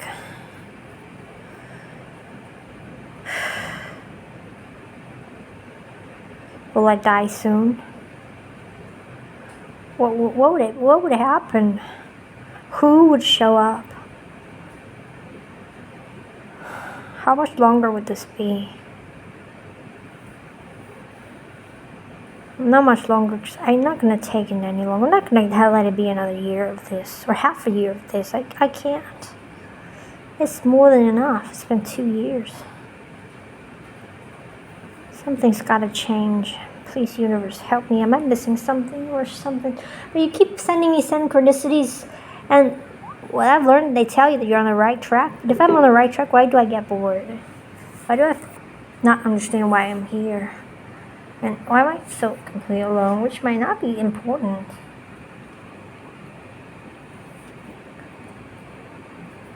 Oh my. Thank you. I'm done talking right now. Done. Please help me. Let me die or let something happen. Someone show up. You know, one of these three. Obviously. Thank you. Pray for me, please. Just don't let whatever it is has been to go on for another long period of time. I could take it for a month or 2, but not more than that. Not more than 3 months. If by Christmas I'm still like this where I am, I don't know, like...